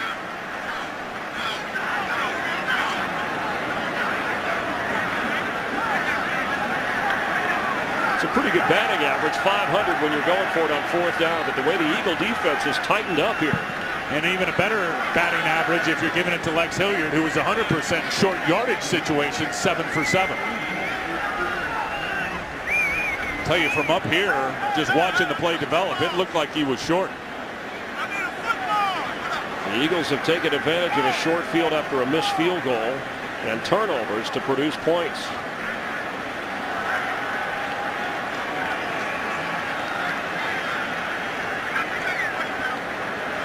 Always try to judge it from this angle by the slack in the chain. Now they're going to tighten that baby up. Just short. Oh, man, look at how close. They bait you with a little bit of slack. And that's how close or narrow the Eagles' playoff hopes are. But as long as they're winning, they're still alive. And give Juan Castillo some credit, really. I mean, his defense, they have gotten after it today. And again, they're trying to go right to this side of the line. It's going to this guy just on a quick dive. It wasn't too long ago you were talking about the line of scrimmage being won by the Dolphins. No, listen, they have owned the line of scrimmage and they're 4-1 in their last 5 games. Juan Castillo's guys, there's Juan there, the defensive coordinator. They came to play today. Well, of course, we're inside of 2 minutes, so they're going to double check the spot. And it's an official's review on the spot from the other side of the field. Lex Hilliard on 4th and 1. So let's use that as a mark. Ooh. Yeah, Ooh, they're going to get. That's going to be a first down. Looked like he got from that angle. I mean, if you look at the logo, and I'll just circle with the spot on the logo. There's the spot when you look at the logo. The other angle was much better. He looked like he was clearly because past the yard that mark part of the logo. Let's go back to the other angle if we can see it again. Officials reviewing this as well.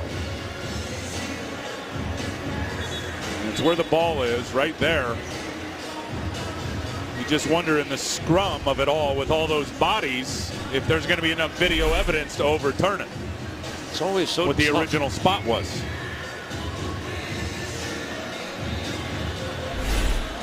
Let's take a look at that line. Now the line's not official. You know what's interesting is you look at where the ball was, where from that angle the red line, no way. But you look at where the ball was, where Pouncey had the ball, he must have pulled it back off the line of scrimmage because that was nowhere close to where the red line and line of gain was. You know, it's so all the difficult things officials have to call on the field. It's so tough. Let's bring in our rules analyst, former vice president of officiating for the NFL, Mike Pereira. And Mike, your thoughts? Well, here I think we're going to get Ron Winter here to do the announcement. After review, the ruling on the field is confirmed. The runner was down short of the line of gain. First down, Philadelphia. Mike, I'm sure that's how you were going to call it. Yeah, absolutely. I'm really good after the decision is made.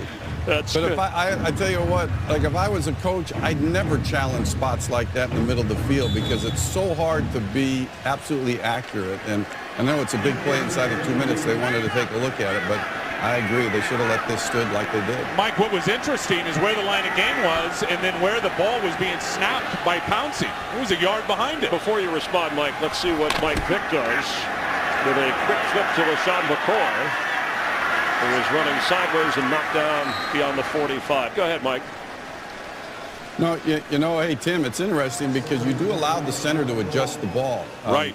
And he adjusts the ball. He can sometimes slide it forward a bit. He can sometimes slide it back, like he looks like he might have in one of those situations. But you can do that as long as you don't make a sudden movement. But the line of scrimmage is established at the ready for play, so it doesn't change the original line. Thank you, Mike Pereira, always keeping an eye on things. On second down, Vick for Macklin, incomplete. He ran right by Sean Smith there.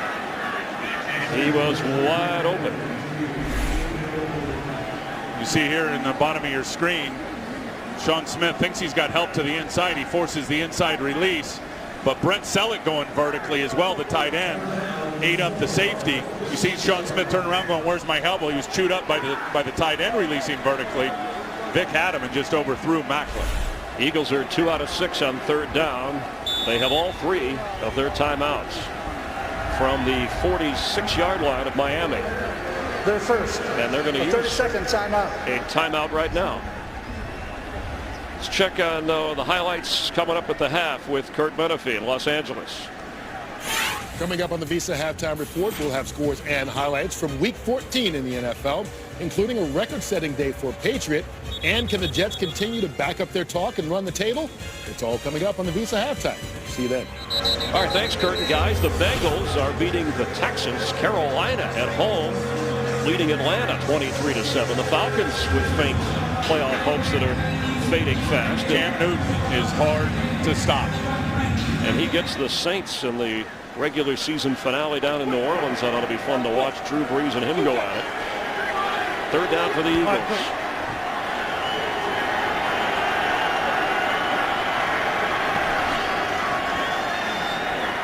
Batted in the air and incomplete. It'll be fourth down.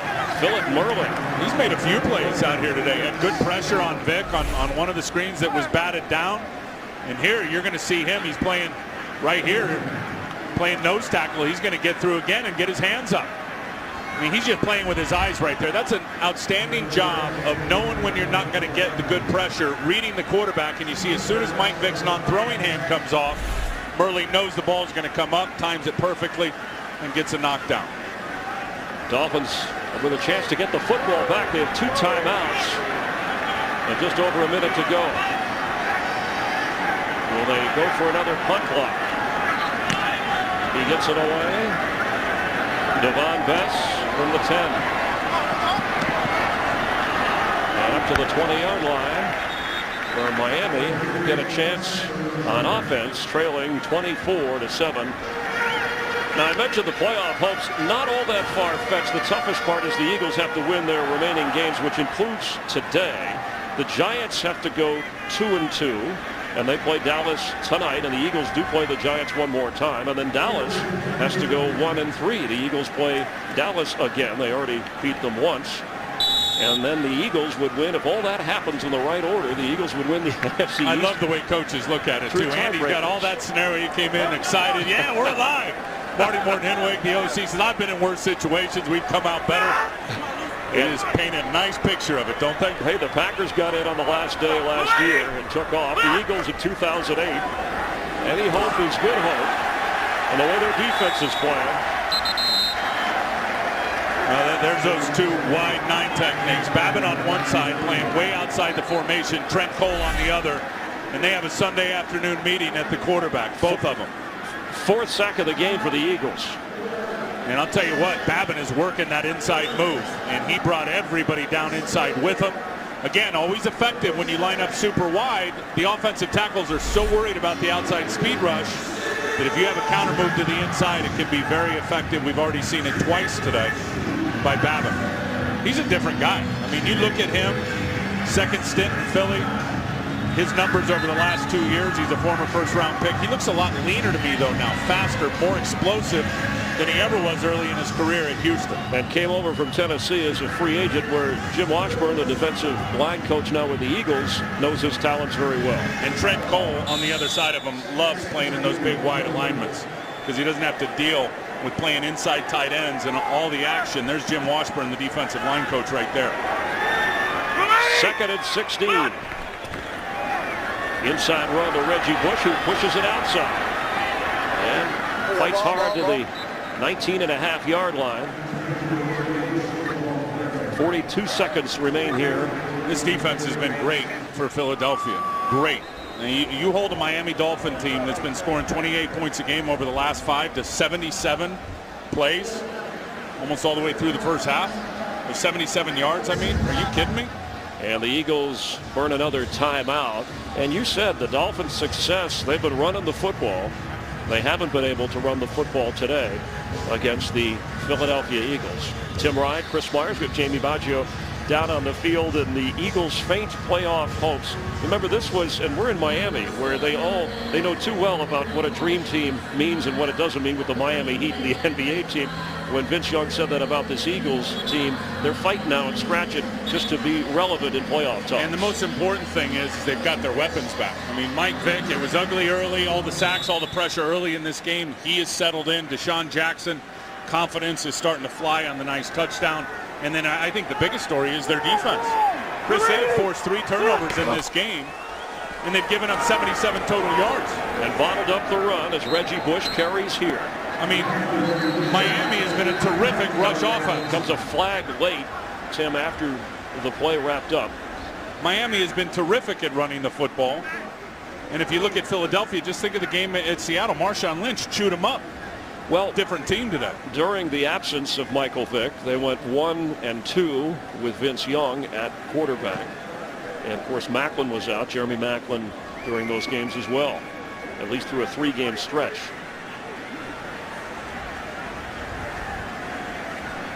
.29 seconds remain. After the play was over, there were 2 fouls on the play. Personal foul, unnecessary roughness, number 68, offense. Personal foul, unnecessary roughness, number 57, defense. By rule, those penalties offset at the dead ball spot. Makes it 4th down.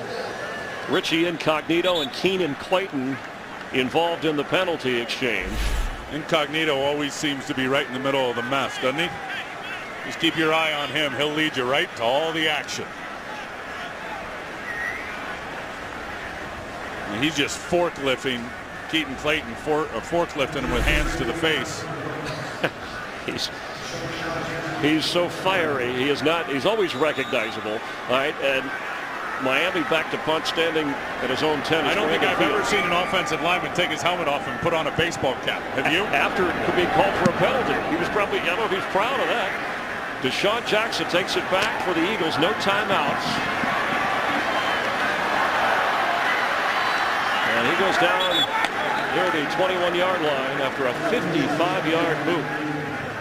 Don't forget the Visa halftime report with all the highlights from around the league, including the Redskins and Patriots. The Lions keeping their playoff hopes alive, leading Minnesota. Carolina crushing the Falcons 23-7. And Cincinnati up on the Houston Texans 16-3. Those teams, those games near the half. Turnovers have hurt the Dolphins. The Eagles have capitalized. Michael Vick has run only once, but he has thrown for a touchdown and given it to LaShawn McCoy for 2 scores. And the Eagles will be content with where they've been lately to take this lead to the half. That is the end of the first half, with the Eagles leading the Dolphins 24-7. Fox NFL Sunday continues with the Visa halftime report coming up right after these messages.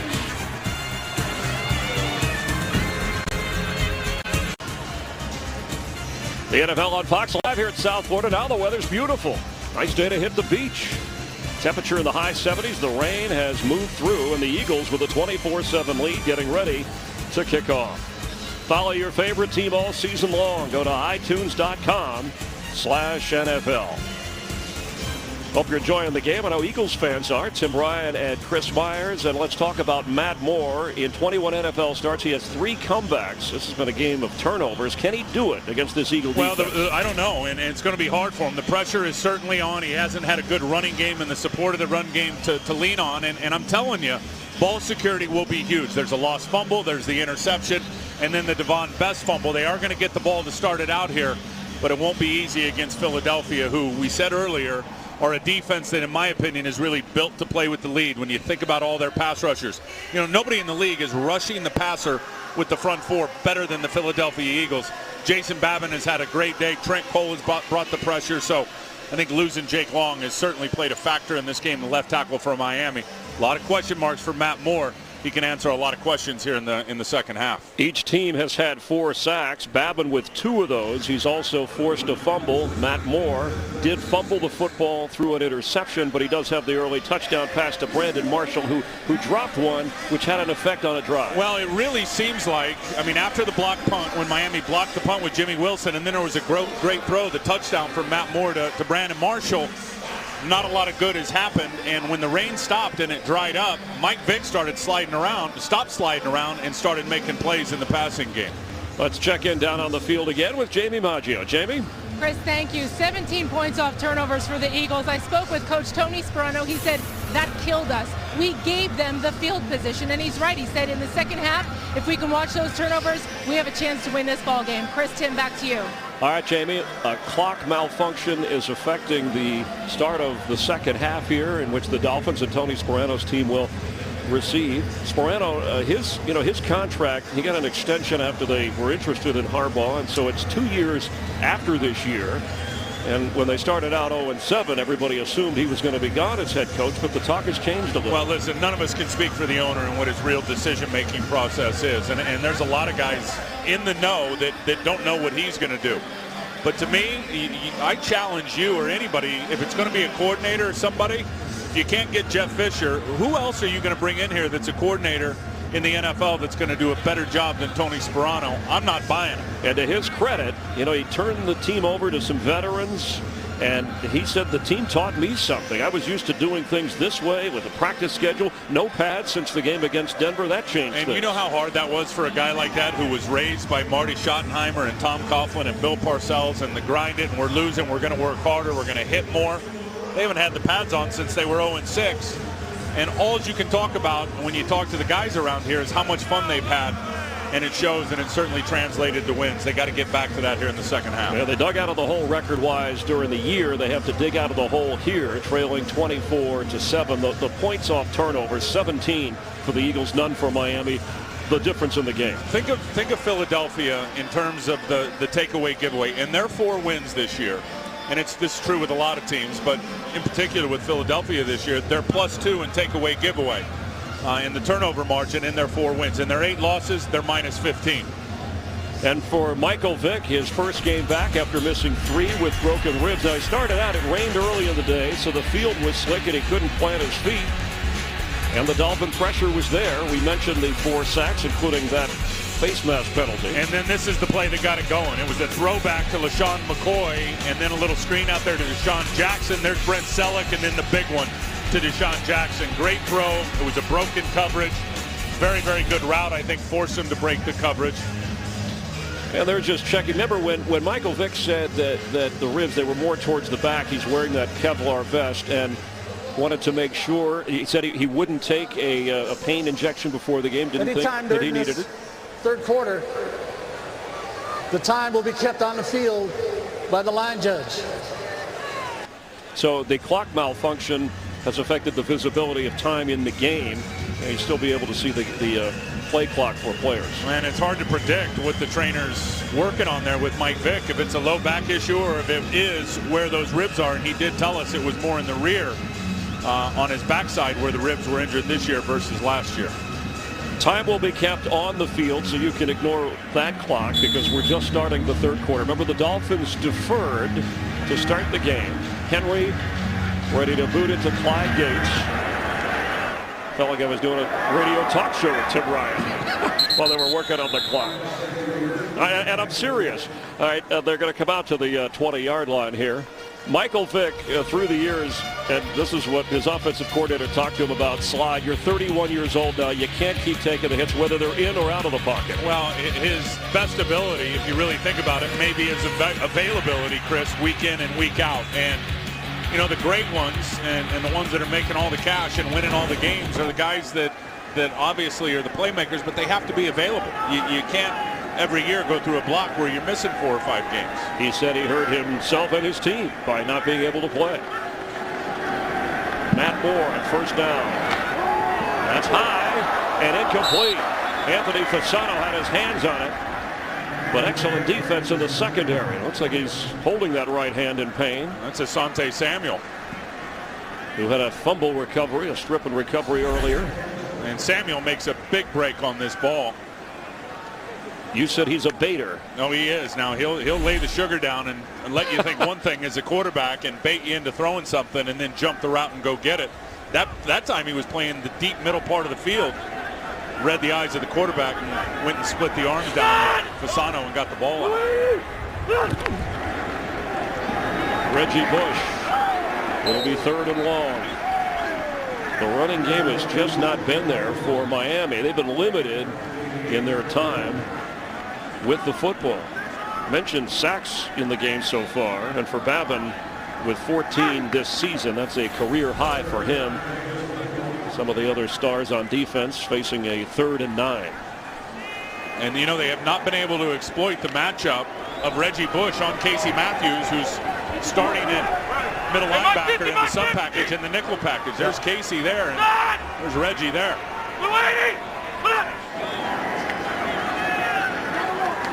That's underneath, but Reggie Bush is going to have to break some tackles to get a first down. It looked like he fell short of the 30. Kurt Coleman, who had the interception earlier in the game, brought him down. Yeah, and that time they put Casey Matthews on the tight end and switched it up and gave a different look because of where Reggie was lined up to the opposite side. And it's 4th down. Yeah. Got Akeem Jordan on him or Clayton, and they ran through him, ran away from him. Even Andy Reid said, you know, everybody's picking on our defense, but our offense, because of the turnovers, we put them in the hole quite a bit, and they haven't played, at least in his view, all that poorly. They're certainly playing well today. Fields.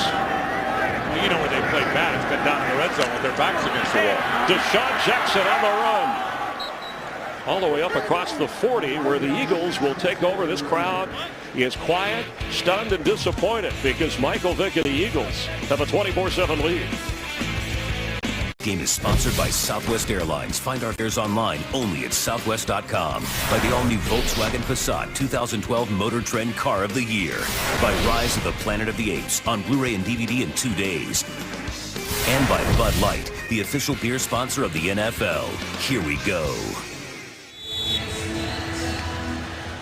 Dolphins are going to have to rally here. Jeremy Maclin, who has one catch today, his first game back after a shoulder and hamstring problem, unlikely to play the rest of this game. Eagles with a 17-point lead in the football. Sean McCoy into Dolphin territory near a Philadelphia first down. He came in just 3 yards behind Maurice Jones-Drew as the leading rusher in the NFL. Maurice Jones-Drew of Jacksonville had 43 yards rushing at the half of his game. And he's an outstanding cutback runner. Look, 2 deep safeties. You got 2 tight ends on the field. That means you got 7 guys to block 7 in the box. Mike Vick's going to check to a run every time. The numbers just favor LaShawn McCoy getting untouched before he gets to the line of scrimmage. And his vision and patience is just outstanding. And I think a big part of that is this scheme, the zone running scheme installed by Howard Mudd, the new offensive line coach. He checks out. Ronnie Brown, the ex-Dolphin, the creator of the Wildcat, on the field, carries for Philadelphia. McCoy, 1 rushing touchdown away from tying Steve Van Buren for 15 in the season on the ground, and that would also tie Van Buren for overall number of touchdowns at 18, and there is Howard Mudd. The best in the business for sure, maybe the best when you ask guys around the NFL. And you know, to be able to, what they've done in the run game this year to me is amazing, with a rookie center in Jason Kelsey and a rookie right guard in Danny Watkins, and they're the #2 rushing team in all of pro football. It's a testament to how well they're coached and how they're executed. On 3rd and 2, Michael Vick slips again, throws and completes for a first down to Jason Avant. Let's get a game break and check in again with Kurt Benefield. Earlier in the game, Rob Gronkowski set a single-season record for receiving touchdowns by a tight end. He adds to that his second score of the game put New England up 27-20, but Washington literally just scored right now, so it's 27-26 pending the extra point. Washington giving New England all they can handle, Chris and Tim. And Kurt, who would have thought that, the way the Redskins have been decimated by injury and suspension, quarterback woes. Yeah, but you've seen the New England Patriots defense play. Whoa. Not good. And what a year for tight ends. It continues as LaShawn McCoy is back in and carries for the 15th time today. Has 38 yards rushing and again the 2 touchdowns.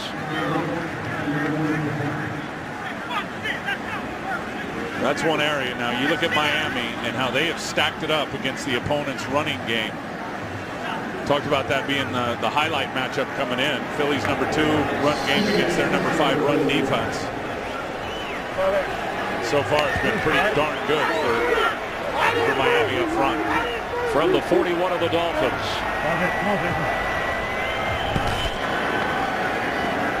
Vick has to step up and step away. And it's intercepted. Sean Smith with the pick after he had pressure from Kevin Burnett. Well, that is cardinal rule for Mike Vick or any quarterback, and Mike does a great job of break and contain, but you can't throw back across your body. Here comes the pressure this way and this way, but watch Mike roll out and then throw back across his body to the middle of the field. No way. Pressure from Kevin Burnett. Sean Smith, his 2nd interception of the season. Michael Vick, his 12th thrown. 23 interceptions for Eagle quarterbacks. Matt Moore on first down with time, and that does nothing. Pass complete at the 35. It'll be 2nd down. I'll tell you, that's been a huge uptick for Miami on defense, is the interceptions. And we were here in week 7, remember, and they were 0-6, and or excuse me, they were 1-6 or 1-7 is what they were, because they started 0-7. They had 2 interceptions going into that week. They've had 8 since then by the defense. I mean, you put that into perspective, how their numbers have grown immensely in terms of the interceptions. But they got reason why they've won 4 or 5. They got to do something on offense.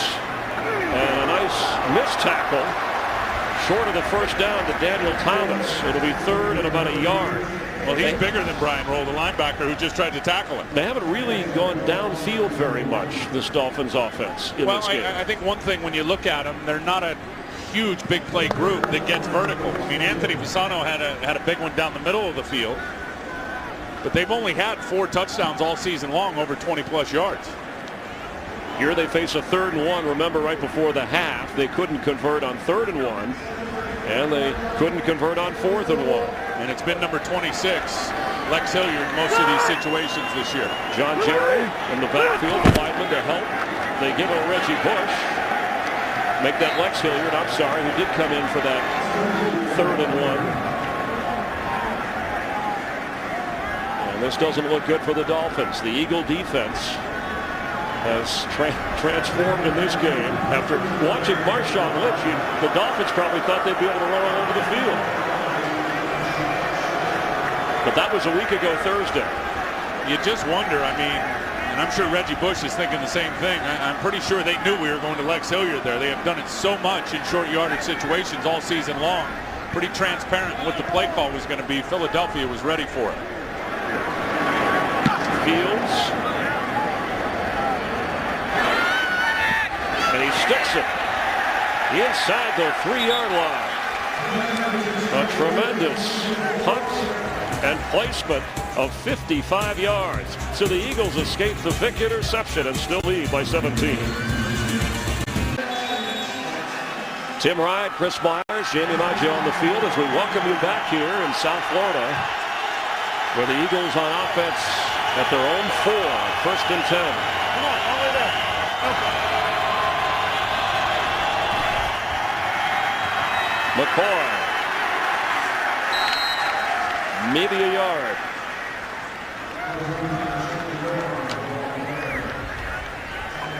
See the fans going. Some people around the country in chilly temperature are wondering what's going on here. Usually, even for South Florida, December's a little cooler than the high 70s, but when the sun is out, you feel a little of the humidity.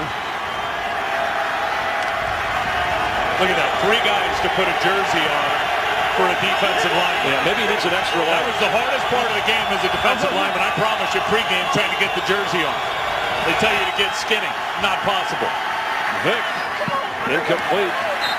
Intended for Deshaun Jackson. Let's get another game break and check in with Kurt Menefee. Tennessee taking advantage of a big mistake by the Saints. Jake Locker in for the injured Matt Hasselbeck. Picking up with Damian Williams. Watch the end of the play. Roman Harper grabs him by the face mask, then takes it down to the 5. Locker scored in the very next play. So Tennessee has a 10-9 lead over the Saints right now, late in the 3rd, Chris and Tim.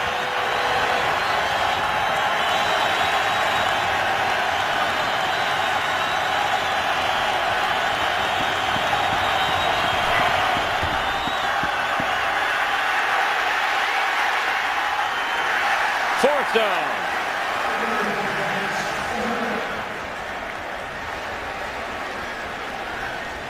A stop by the Dolphins forces Philadelphia into a punt. And they're sending the pressure. And Mike Nolan knows they've got this guy and they got a running back over here, 2 in the backfield.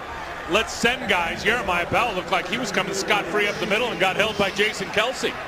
You see the center reach out and grab Jeremiah Bell as he was going through the line of scrimmage. And if you're holding while your quarterback's in the end zone, that would have ended up being a safety. Reggie Bush hoping for something, a spark, back to return the punt. Remember the Dolphins blocked one in the first half. On the scoop, there goes Reggie. Inside the 40 of the Eagles. Tim Ryan wears at least a large. D lineman. What do you borrow that jersey skin tight, baby. Don't let anybody grab him. Got that from Jay Glazer. From the 39 of Philadelphia, the Dolphins trailing by 17 with a 1st and 10. They scored on their very first possession after a blocked kick. They've got nothing since. Reggie Bush gets through the middle. Down to the 25 of the Eagles. That's what I was talking about in the open, Chris, with Reggie Bush when we started this game. It's not all outside bounce plays and gadget plays. It's downhill in between the tackles. Watch what he does to the safety right here and just spins him. Watch him just spin Nate Allen. Gain of 13 yards. That's Reggie's best run of the day. Best run for Miami. First set of downs. Read it. Bush again. Reggie inside the 10.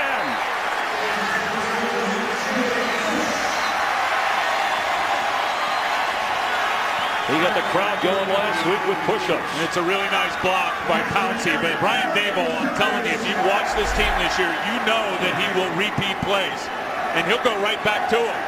And the first play right up the gut, Reggie Bush gets up on the safety and Nate Allen, and then that's the same exact play. Good blocking up front, but I love offensive coordinators that don't have their heads always buried in that play sheet. They're actually watching the game. What works when it works and not afraid to go right back to it. After a 17-yard run, first and goal for the Dolphins. We may see it again. There's Reggie Bush. Told you. When you're hot, you're hot. I saw Brian Dibble look up at you from his play chart. Yep, and there's the bubble clearly in terms of there's nobody defending that area as a defensive lineman. So you block down with Richie Incognito, and now Casey Matthews has a gap, the middle backer, about 8 yards wide to try to fill. He doesn't get his hands on Reggie until he's 5 yards down the field. Second and goal from the 2. 3 straight carries for Reggie Bush. This will be probably a trap with Richie Incognito pulling and leading the way. Daniel Thomas is in. Matt Moore has the football. Floats it into the end zone. And out of bounds. It was not a wise throw. He had the whole right side of the field if he wanted to run for the touchdown. Clayton was sitting there waiting for it too. And this time they fake the play action, hoping those linebackers and defensive backs bite. Fasano was just trying to play defense there, so that didn't get intercepted. That was not a good throw. Now you're at the 2. Are you thinking 4 down territory? Down 17 points. I think so. I think they got to pound it in right here. I know short yardage hasn't been good to them. It's been good on this drive. Light it up in the run game. Daniel Thomas goes nowhere. Met right at the line of scrimmage by Derek Landry and knocked backward. Well, they were thinking the same thing. Landry, who just took about 6 guys to put his jersey on, just comes big time on the penetration. And a Dolphin player is down on the field. And they did not expect Derek Landry to take the outside gap charge like he did. He went right by the offensive line. And it is Daniel Thomas, the rookie from Kansas State. Slow to get out after taking that shot. So given the loss of yardage on the play, Miami will line up for a field goal. Carpenter missed one earlier from long range of 55. This will be 22 yards.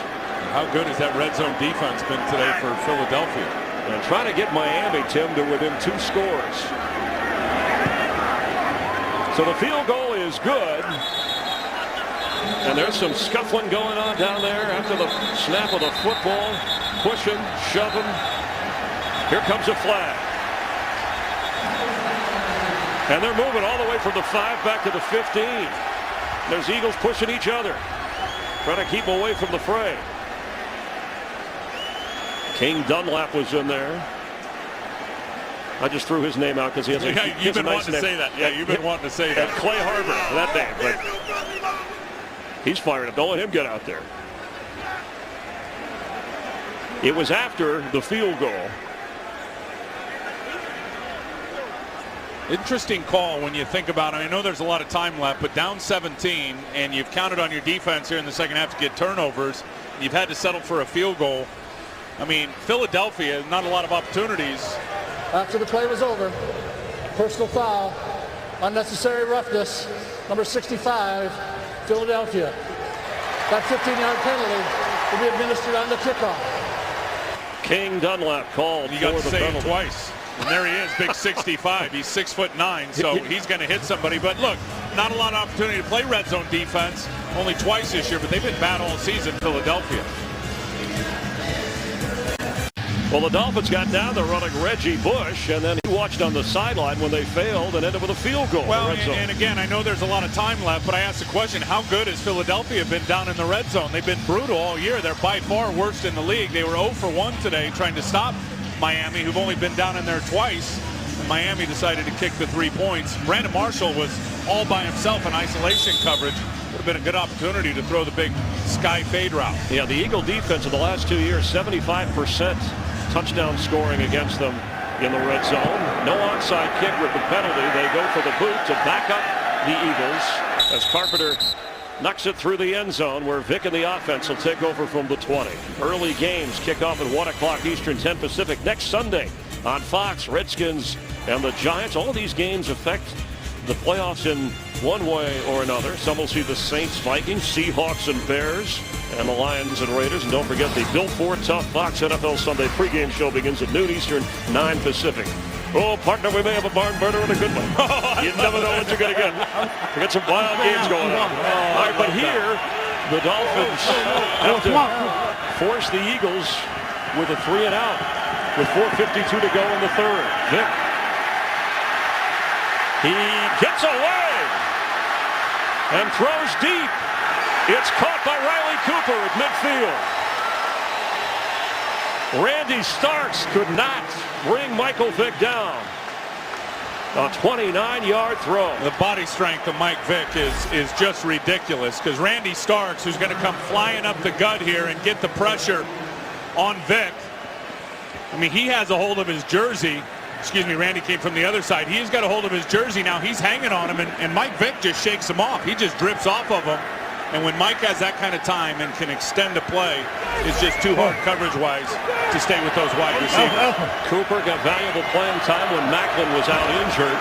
Had that tough drop in the Seattle game, but a big catch there as McCoy carries out of bounds, and that changes everything in terms of field position. Look where the Dolphins kicked off from, and it all goes back to failing in the red zone for Miami to go for a touchdown or get a touchdown. Yeah, and then again, I mean, Mike Vick's impact with this team and his ability to extend those kind of plays and keep his eyes down the field and then just break your back with a big one over the top.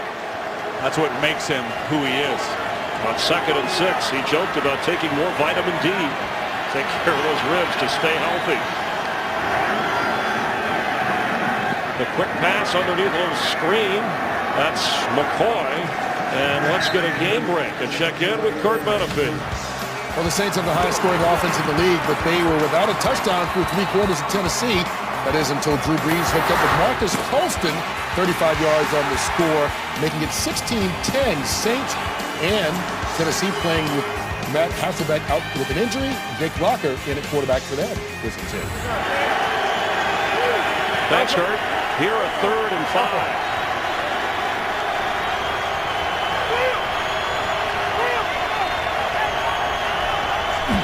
Pressure coming. Picked up. Vick's throw. Incomplete. Jason Avant was the receiver he was looking toward. It'll be 4th down. So Miami does eventually get the stop on defense, but after the change of field position for the Eagles. And Mike Vick, they're sprinting them out and moving that pocket, which they've really been doing since early in the game when all that pressure came on Mike Vick. 4 sacks early in this game, and it's been a good job by Marty Moore-Henweg adjusting what the protections were going to be and moving Mike Vick around the pocket. Devon Betts is back to receive the punt. Remember, Reggie Bush was there before and then carried the load when Miami got close. High in the air, and the fair catch inside the 15 of Miami. You can get coverage of every NFL game with NFL Mobile. Call ** NFL Now. Eagle fan in green behind some Dolphin fans enjoying some sun and fun here as the Dolphins trail by 14.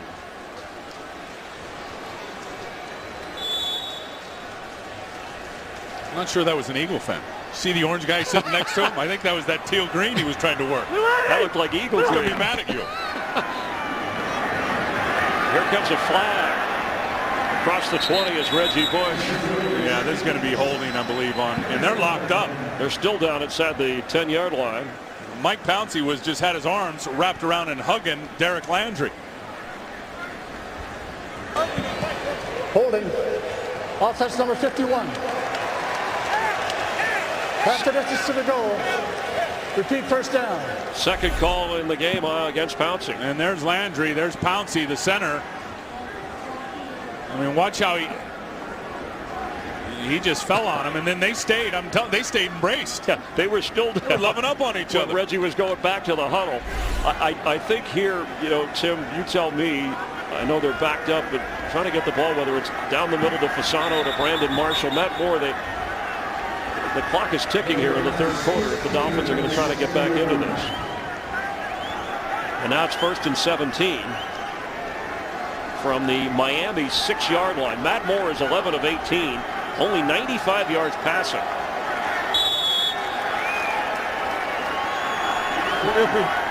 Tell you the guy that's just been shut down today, Brian Hartline. Asante Samuel, Hartline doesn't have a catch.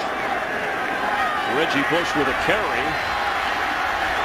Wow, that was a tough run, knocking the defender back across the 15, Vasilio Hansen. Well, this is the tougher Reggie Bush that I talked about. Forget the scat back and trying to jump sideways and elude contact. Reggie has looked for contact this year. I mean, this is a great cut here, but now watch him put his head down and run over Yoselio Hansen and just eject him. Reggie's always been, known that he could do this. I think his thought process now is forget the home run in pro football. Think 4. Getting 4 yards, you'd be surprised how many times you get 40. They need 7. Tipped away by Brian Roll. The pressure, correction on that. He put the pressure on Matt Moore, who is in pain, slow to get up. No flag on the play. Richie Incognito's telling him, stay off. We don't want to lose him for a play. And then he changed it. Come on, he needs help. J.P. Lossman, former first-round pick out of Tulane with Buffalo and the Raiders in Seattle, the backup, active for the Dolphins. Remember, Matt Moore had some ribs earlier in the year that were bothering him, somewhere around week 6 or 7. Here's Brian Roll right here coming on the pressure. And that was Reggie Bush who missed him. That Reggie Bush is responsible for picking up that inside charge by the linebacker who put his helmet right on the ribs of Matt Moore. And like I said, Matt Moore had a rib injury early in the season that he dealt with. Matt Moore, who has played so well since stepping in for Chad Henne. And there's J.P. Lossman, made his Dolphin debut in a reserve role against Buffalo, but didn't throw a pass. Didn't play in the other 5 games when he was active on the roster and signed as a free agent back in October. Before signing with the Dolphins, 43 career games with 33 starts. Spent part of the 2010 season with the Seahawks, and we mentioned the Raiders in 2009 after some time in Buffalo. 5 seasons in the AFC East. So in a tough spot on 3rd and 7. I'll tell you one thing he can do is he can run. High snap. Lossman's throw behind, but caught by Fasano for a first down. That was an ugly looking play with a pretty result for the Dolphins. Well, Fasano's made quite a few of those this year, going up and getting them out of frame, which means the ball's not on the money. It's not a good throw. It's behind him.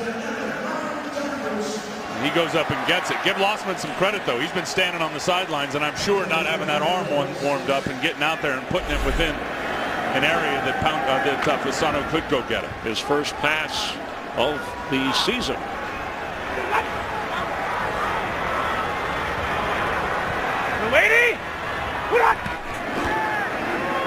Reggie Bush cuts to the outside.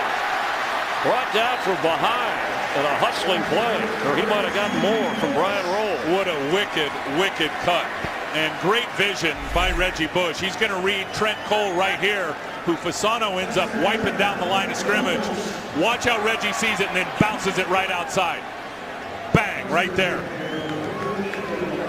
A 12-yard run for a first down. 77 yards rushing for Reggie Bush, who has a couple of 100-yard rushing games this year, and again more rushing yards this season than at any other season in his career. And a career high, Chris, in carries in terms of running the football, rush attempts. Bush straight ahead across the 45-yard line. Kurt Coleman brought him down near another first down, about a yard and a half short, as the Dolphins will wind up the third quarter trailing by 14, but with the football and with their backup quarterback, J.P. Lossman, in for the injured Matt Moore. It's the end of 3. Eagles lead the Dolphins. Fox NFL Sunday continues in a moment.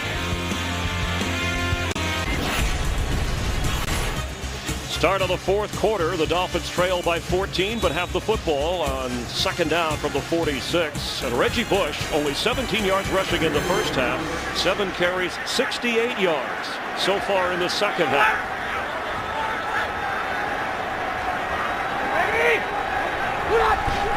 J.P. Lossman, it's batted incomplete.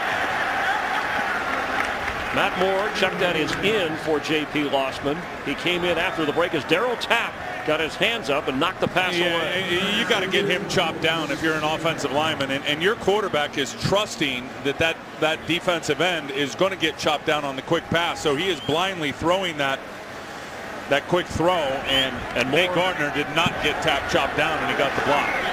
Direction that Moore is not back in. Lossman continues to play for the Dolphins starter, who was hit hard and remains on the sideline. And this is an area, these third and shorts, where they have really failed today on third down, Miami. Lossman completes the pass right at the first down marker to Brandon Marshall, and he was shoved back. Third down has been a problem all day. He never got past the sticks, and here's been the problem on third down. Right here, Devon Bess, he has the first down, but then he fumbles. They lose that fumble. Great play by Asante Samuel. Here comes the pressure. Casey Matthews unblocked with a rock shot. That was a great job by Cullen Jenkins on that short yardage. Again, and then here's Derek Landry knifing through on short yardage. I mean, they have put themselves in some good, manageable situations on third down. And Brian Daboll has called the plays, the offensive coordinator, but give Philadelphia credit, Chris, defensively. They have not allowed Miami to bust through for the first downs on the money down. Miami also failed on a fourth down and short try. The measurement here, and that's how far they have to go for a first down. And they will go for it against Juan Castillo's defense. Matt Moore looks like he was lobbing to try to get back in the game, but Lossman is staying in. They got to go to somebody other than Lex Hilliard, right? I would agree. They've already turned and handed to him at least 3 times in this game in short yardage situations that they've been unable to convert. And if your quarterback, so now Matt Moore is headed to the locker room, and if your quarterback is a capable runner, Lossman, JP is 6'2", 220 plus pounds. Yeah, this Philly defense, I mean, a sneak, I see it. But if you're going to get him running sideways against a fast-flowing defense like Philadelphia, I don't like it.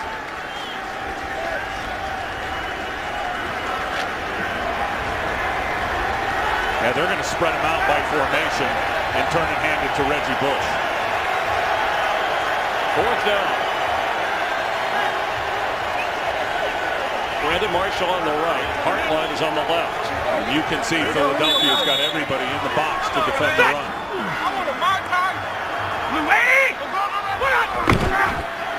Lossman keeps. Oh yeah, his knees never went to the ground. What a good job by him. Yeah, he ducked low and was motoring forward.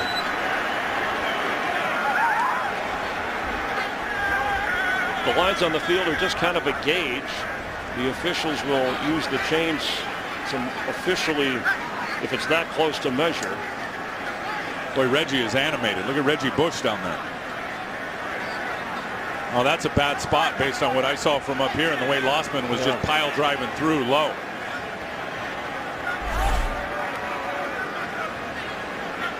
Watch as he dips unless somehow one of his knees touches on the ground. Neither. Oh, he dropped the ball. He dropped the ball. This is not, no way. Yeah, but if you drop the ball and pick it up. But his knee was down, it looked like, as he dropped it. Yeah, his knee's still on the ground as he got control of that football. This is going to be Philadelphia ball. That's probably why the spot is where it is. But it's the Dolphins. First down. Now you've got to wonder if Philadelphia wants to challenge. The review before the end of the first half was under 2 minutes, so that was an official call upstairs. And the challenge flag is coming from Andy Reid. And I don't blame him. But how can you tell from the video? It's so difficult. He was still trying to corral the football when his knee was already on the ground. I think Andy Reid is going to win this challenge. Well, it's a big one, so why not? J.P. Lossman pressed into duty, signed in October, added to this Dolphin team. Philadelphia's challenge of ruling on the field for forward progress relative to a first down. Keeps on an important fourth down to try to keep the Dolphin hopes alive of rallying from a 14-point deficit. It's under review. game is sponsored by Nissan. Innovation for today, innovation for tomorrow, innovation for all. By Nationwide Insurance. Nationwide is on your side. And by Sprint. All football, no limits. Only from Sprint. Ruling on the field is first down Dolphins, challenged by Andy Reid. Let's bring in Mike Pereira, our Fox Rules analyst, and get his view as the officials check this out. Mike? Hey, you know, Tim got right on this thing as soon as you saw the ball was loose. He then does recover with the knee on the ground, but can you really see that he was touched when he then moved forward after that? So, you know, I hate these little dives into the middle and plunges up the middle because it's so hard actually to come up with anything definitively. And, you know, in the mode where we are now, I like the ruling on the field stands things here, just stands here too, because you just can't see for sure whether he is touched at that Now, moment. Mike, they do have the ability in the review box up here to stop it, right, to see if there is any green jersey that's touching Lossman as he drops it and then now recovers it there, the knee's down. But you can't tell. It looked like Trent Cole from behind, and they could jog it and stop it, right, Mike, to see if Trent Cole's actually touching him at that point.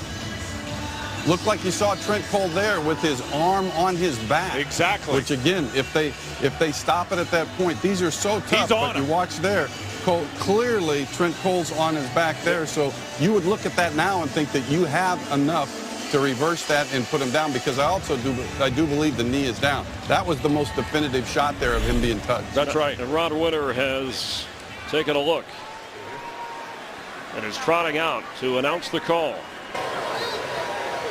After review, the quarterback muffed the snap. He repossessed the ball with two knees on the ground, was touched down by number 58 of the defense. He is short of the line to gain. The ball is dead at the 47-yard line. It's 1st and 10, Philadelphia. Philadelphia is not charged with a timeout. A terrific challenge. Thank you, Mike Pereira and Tim Ryan, pointing out Trent Cole's arm on the spot.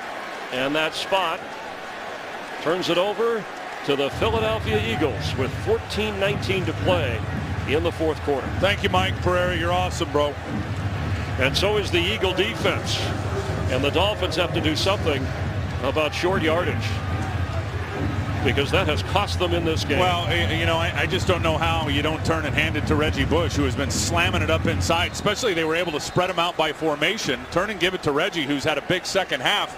You know, J.P. Lossman fumbled the snap. He hasn't been in games that often, and we got word from the Dolphins sideline, Matt Moore shaking up unquestionable return for the Dolphins quarterback, who was starting his 9th consecutive game, most in his NFL career. And Michael Vick back for the first time in 3 games. Now what you want up 2 touchdowns is for this zone running scheme that Howard Mudd loves, and your big-time rushing attack to be able to take over and chew up this clock.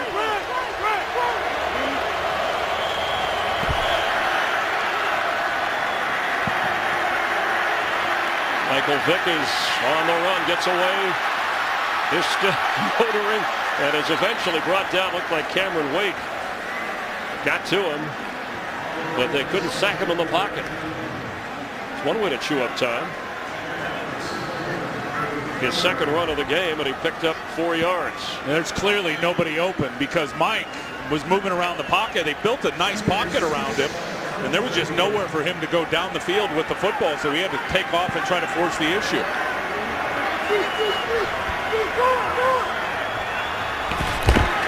McCoy, his 18th carry, pushed back, trying to find room, and Carlos Dansby would not let him get away. It'll be 3rd down. Well, good job by Dansby. 58, he's all the way over here, but because it's such a long developing play with McCoy getting shut down right there, it's Dansby that starts it, and now Dansby's going to be the one that finishes it. Perfect. 5-yard loss, 3rd and 11.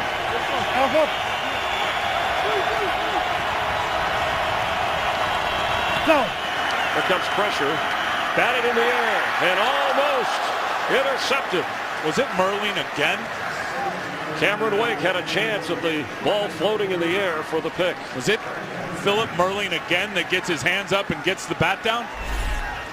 And this guy started as an outside player. Here you're going to see him come up on the inside here.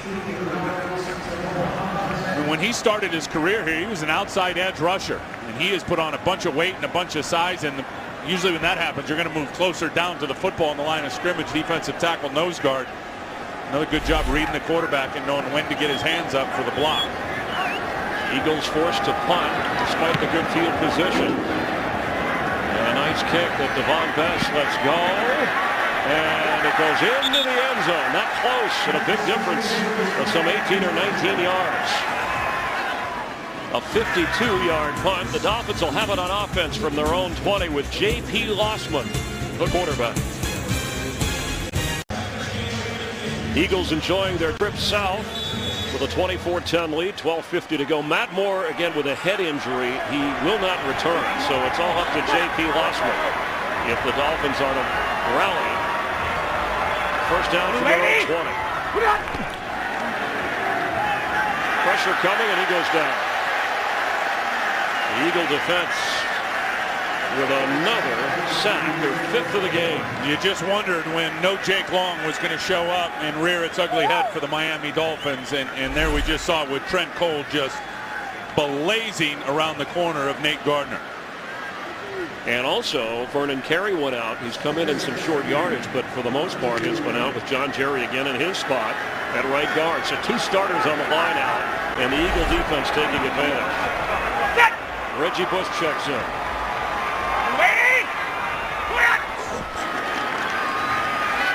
He has the football and nowhere to go.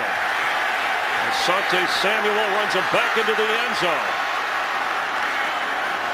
And he gets out to the 4-yard line.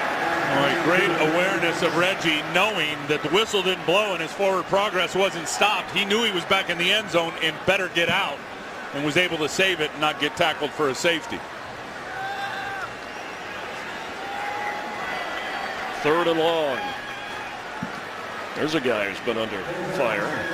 Well, he's been on fire today. Juan Castillo's defense have really played their hearts out in some critical situations, in particular the short yardage situations. After a loss of 9.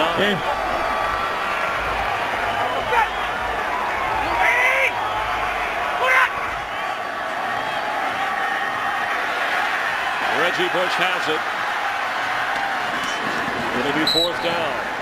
You know, defenders almost don't expect Reggie to put his head down and run you over. Everybody's waiting for Reggie to try to juke him and get to the sideline. He'll have none of it this year.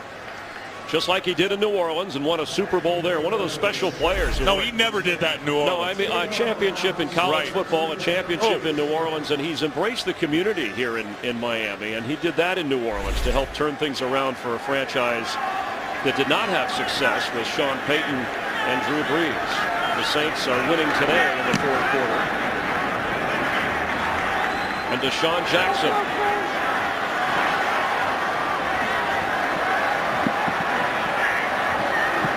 He's brought down at the 31-yard line of Philadelphia. 10:35 to go in the 4th quarter. The Eagles, with faint playoff hopes, they're still alive. This game is sponsored by UPS. Let UPS put the power of logistics to work for you. The Eagles with a 14-point lead and the football. 10:35 to go. If Philadelphia wins out, the Giants go 2-2 and the Cowboys go 1-3 the rest of the way, and they play later tonight. Then the Eagles, through tiebreakers, if other things happen, would win the NFC East. It was talked about this week, not a lot by the coaches. But some of the Eagle players said it has to start with a win here.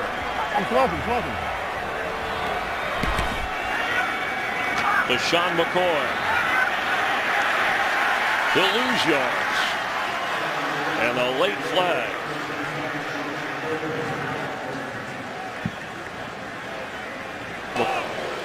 When the runner's on the ground, personal foul, unnecessary roughness, number 96, defense. Elbow to the ribs or going on the ground. 15 yards, first down. Paul Soliai called for the penalty, and the wheels are starting to come off for the Dolphins. Yeah, no piling on, no splashing. Here's 96, Paul Soliai, and McCoy's already down, and he's going to drop about 355 right on him with a elbow to the back of the ribs. McCoy only weighs about 200 pounds. LaShawn did have 2 touchdowns in the first half. And that penalty sets up the Eagles at the 43. And first down. You got to figure you just keep handing it to LaShawn McCoy, and he's eventually going to pop a big one. Vick sets up to throw instead, and to Deshaun Jackson. Looked like it bounced. Mike Vick never set his feet. I mean, he just threw that off his back foot, and he skipped it into Deshaun Jackson. It was good blitz pickup, though, by LaShawn McCoy. And up 14, I don't want to say play it safe for Philadelphia because they love to spread you out and throw the football, but already Chris being sacked 4 times in this game, and the ability of the Miami Dolphins will be looking for a turnover to send pressure and get all over your quarterback. You may want to think about protecting Mike Vick a little bit here and just letting LaShawn McCoy handle it for you. What do you got?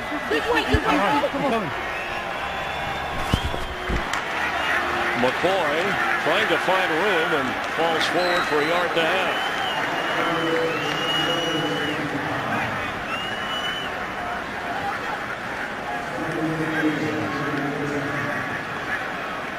The Dolphin defense has dug in since the Deshaun Jackson touchdown.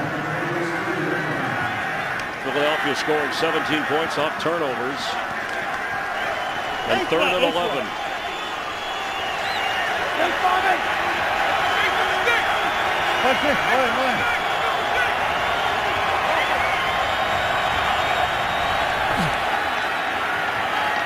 Vick sets up to throw. Incomplete. There was pressure from Jason Taylor, and the Eagles are forced to punt. Yeah, and that's what you don't want is Mike Vick in a 14-point game with third and long situations getting pounced on by a couple of defensive linemen. Tell you what was interesting too, coming into the game today, Philadelphia, they'd only given up 21 sacks. I mean, protection had not been a major problem. I know Vick had gotten hit a lot, but the sack numbers are way down in terms of what people have done to their offense. Henry's boots. Devon Best, fair catch at the 8-yard line. You get the impression with J.P. Lossman in for Matt Moore that the Dolphin offense has to go somewhere for some results. Howard Budd working with that offensive line. It's been a tough go today. you wave the sheet at him 3 times and then you throw it out. Be careful with that cane of his. On first down, Lossman in the end zone. There's a flag and he goes down. Yeah, and this is going to be a hold, so either way it's a safety. And yeah, the Eagles are signaling safety. Unless it's illegal hands to the face by a Philadelphia Eagle. And Philip Hunt got to J.P. Lossman. Darryl Tapp in pain. The only thing that will save Miami here is a defensive penalty and a hands to the face. And I'm not so sure that's going to be the call.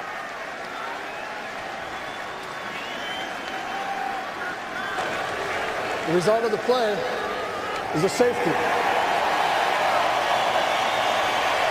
During the play, personal foul, grasping the face mask, offense number 75.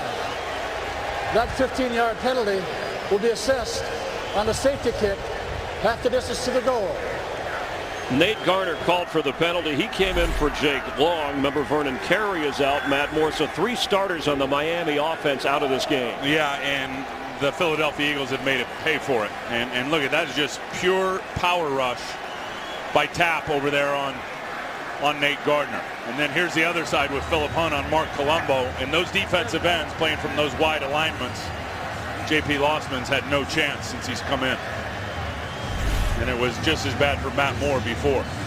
Darryl Tapp getting some attention from the medical staff, and the 2-point safety makes it a 26-10 Eagle advantage. This defense, I mean, completely different playing with the lead and Juan Castillo's group. I mean, they're undersized, they're quick, they're going to out-quick you, and when they know they're rushing the passer, unless you just keep 7 guys in to protect and try to double team those ends, they're going to get to your quarterback. That's the 6th sack of the game for the Eagles. Their last safety, by the way, 2009, when Cadillac Williams was tackled in the end zone by Darren Howard.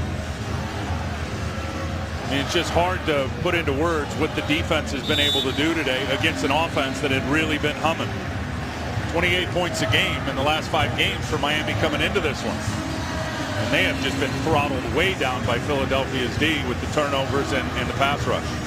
Those 6 sacks, that is a season high for the Eagle defense.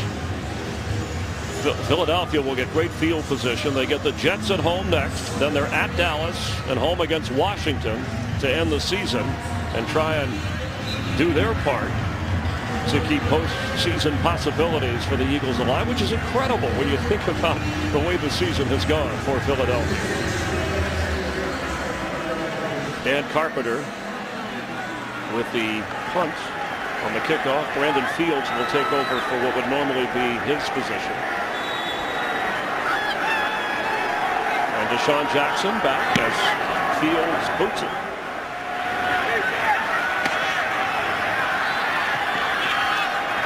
Deshaun Jackson running across the 25-yard line. The Eagles will take over on offense with just under 9 minutes to play. On Friday, January 6th, one of the most anticipated bowl games of the season. Kansas State ranked 8th against Arkansas, 6th ranked. It's the only Big 12 SEC showdown, and our coverage of the 76th Cotton Bowl Classic will come to you live from Cowboy Stadium, 8 Eastern, 5 Pacific, January 6th in high definition on Fox. And the Dolphin miscues today. 2 fumbles lost, the safety, 5 sacks. Their defense has played well. You could add another sack most recently, so that should be 6 sacks. As McCoy carries. This may be the best game I've ever seen Philip Merlin play for the Miami Dolphins. Seriously, a high pick that was a big disappointment. He's had some significant injuries. He hasn't even been active for a good portion of games this year, and he is making his presence felt.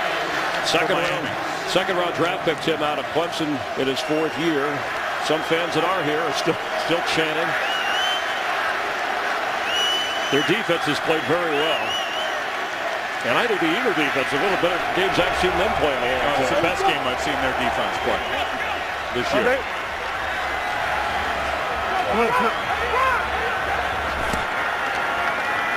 McCoy brought down by Randy Starks. It'll be 3rd down.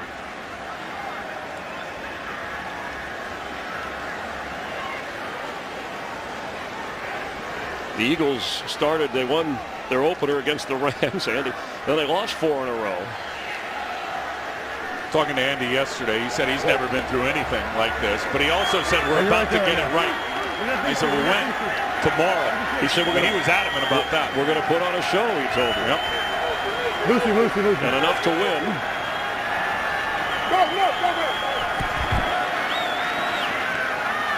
Deshaun Jackson has it, and it'll be 4th down. And after they had lost those 4 in a row, they beat, and these will be important through the tiebreaker. They beat Washington and Dallas in back-to-back games in their division before that loss to Chicago and then Arizona when Michael Vick got hurt. Well, 3-1 in the division, it speaks for itself, and you said it. I mean, and now they're going to need help. They're going to need to win out. We've shown it a few times today. They're going to need to win out, and they're going to need some help for Dallas to go 1-3 and the Giants to go 2-2, and they'll win the division at 8-8. Incredible.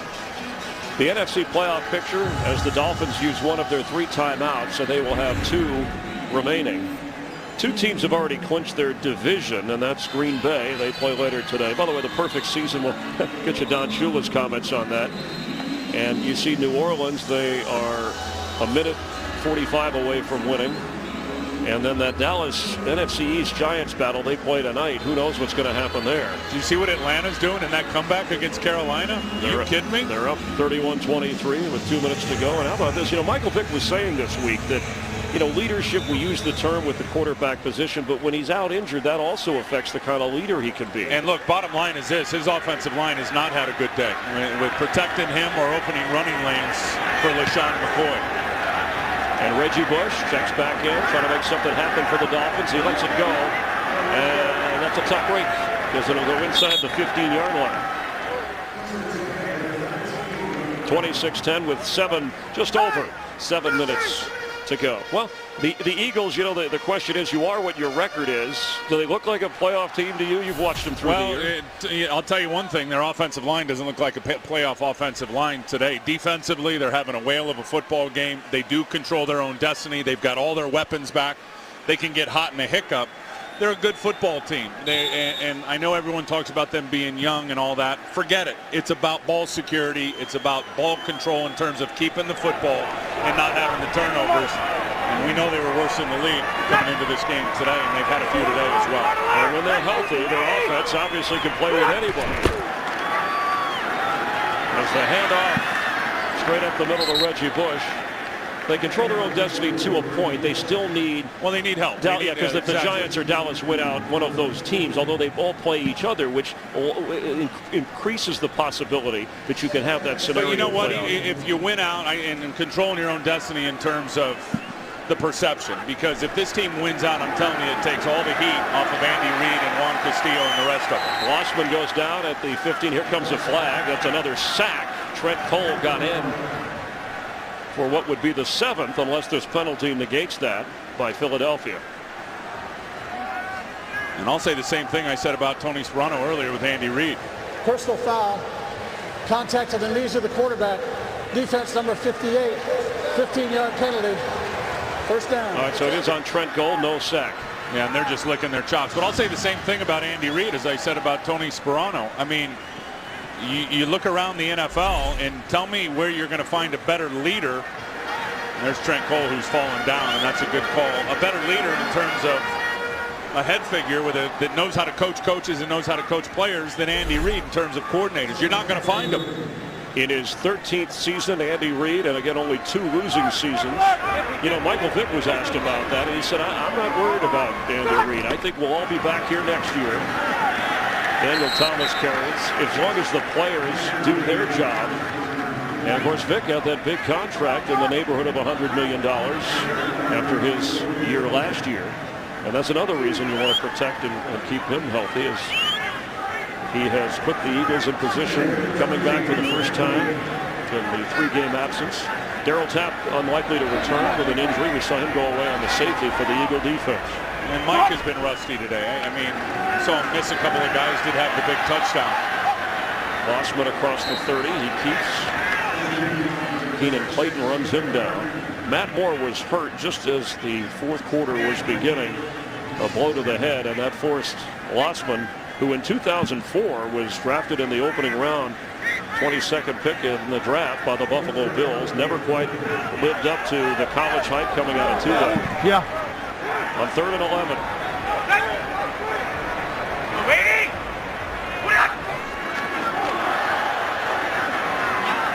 For Fasano, who hangs on at the 45 of the Eagles. A high snap, an awkward play, but a good result for the Dolphins. And made the quarterback look good there, did Fasano, just sneaking around Clayton, who was in great coverage. But Anthony never took his eyes off the ball. And watch this right from his perspective, the middle of the field. Watch him slip around Clayton right there and reach out and get him. A gain of 25. There's a flag down in the backfield as Hartline makes his first catch of the game. I think they're going to get a hit on Yoselio Hansen for planting his helmet on the side of the helmet of Matt Moore, is what it looked like. Lossman, you mean? Personal foul. Roughing the passer. Defense number 21. Contact at the head of the quarterback. Half the distance to the goal. That is the right call. And so, Tim, that'll, after the gain of 24, they'll tack on more yardage after the penalty. And you could see Hansen here coming on a blitz, and he's just going to leap and just put his face mask right through the ear hole of J.P. Lossman. That was an easy call. And then here's the catch. Nice comeback. Good adjustment. J.P. Lossman throwing the back shoulder fade and a good adjustment. That one's hard to stop now for corners. It was good coverage, but the throw and then the adjustment by Hartline made it possible for him to get the catch. That's why the NFL is great theater. When J.P. Lossman, when the day began, he had no idea that he would be called upon to try and rally the team against the Eagles. On 1st and 10. The throw is high and incomplete. Marshall was open at the 5.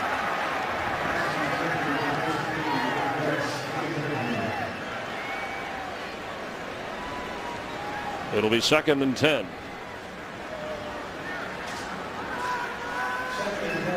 would be a good opportunity here if Philly can keep them out to get confidence going in their red zone defense. As bad as they've been this year, and they've been bad, the worst in the league. This is their only third time down in the red zone today, and they're 1 for 1. And of course, the last one, they were able to keep them out. If they can do it again here, they could certainly build off of that going into next week, I would think.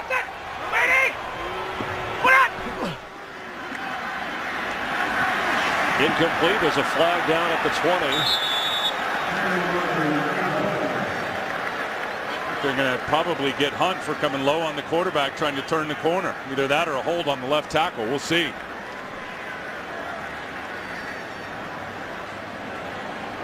Garner, the left tackle. Holding. Yep. Offense number 75. 10-yard penalty. Repeat second down. In for Jake Long. So it'll go back to the 20. And there's the matchup right there at the top. You'll see Philip Hunt. It turns low, and now he's going to end up coming in low. He doesn't hit Lossman hard enough to even have a factor, but Garner jumped on his back. Second down 20. 4:30 to go. The Dolphins have 2 timeouts.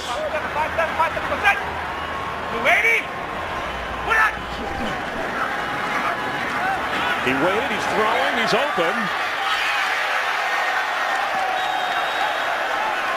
Brandon Marshall could not hold on. And a nice late defensive recovery over there by Nate Allen.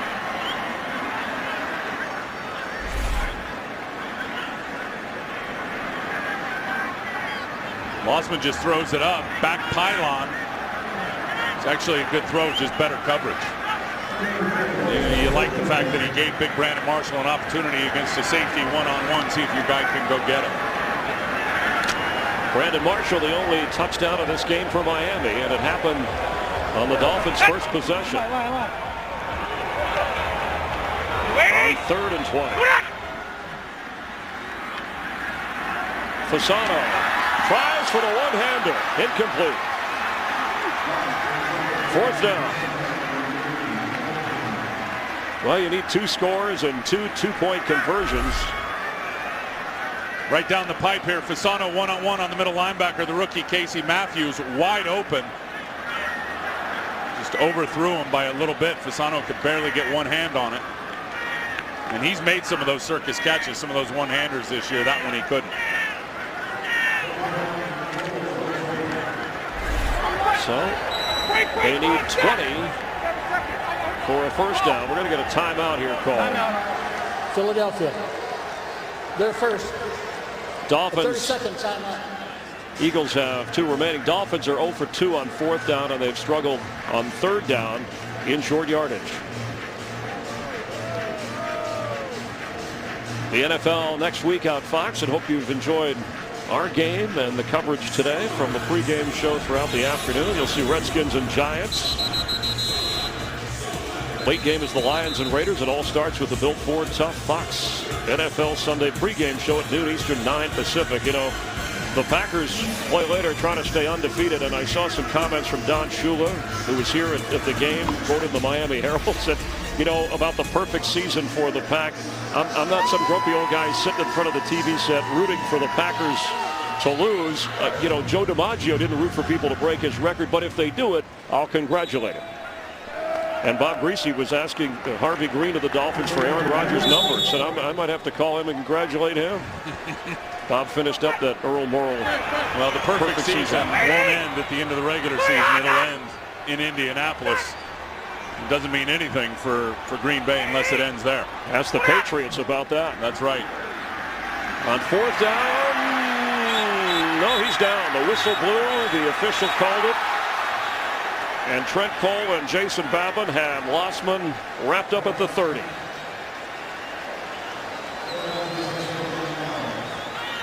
We've had a few of those Sunday afternoon meetings at the quarterback, both of those defensive ends today. And take a listen for the whistle, and then you'll be able to understand why they called him down. They have had a field day today, both of those defensive ends, especially Babin. That is the 8th sack of this game for the Eagles. Worth standing and clapping about. And you know who loves it more than anybody? Jim Washburn, their defensive line coach, standing over on the sideline. Tony Sperano frustrated with injuries on the offensive line. His team had been playing so well. And then, of course, Matt Moore with a head injury. And J.P. Lossman thrown into the fire against a fired-up Philadelphia defense. McCoy has carried 22 times. And he gets the carry again. And a healthy run out across the 37-yard line. Under 4 minutes to go. 80-plus yards rushing for LaShawn McCoy in today's game. Look, the defense for Miami is not the reason why they're going to walk away with an L in this game. And 26 points, that's tough to swallow. 2 of those came on a safety. But they played pretty darn good defense when you talk about their ability to shut down a potent running attack. And they've got pressure all over Mike Vick, and they've been good on third down. Close.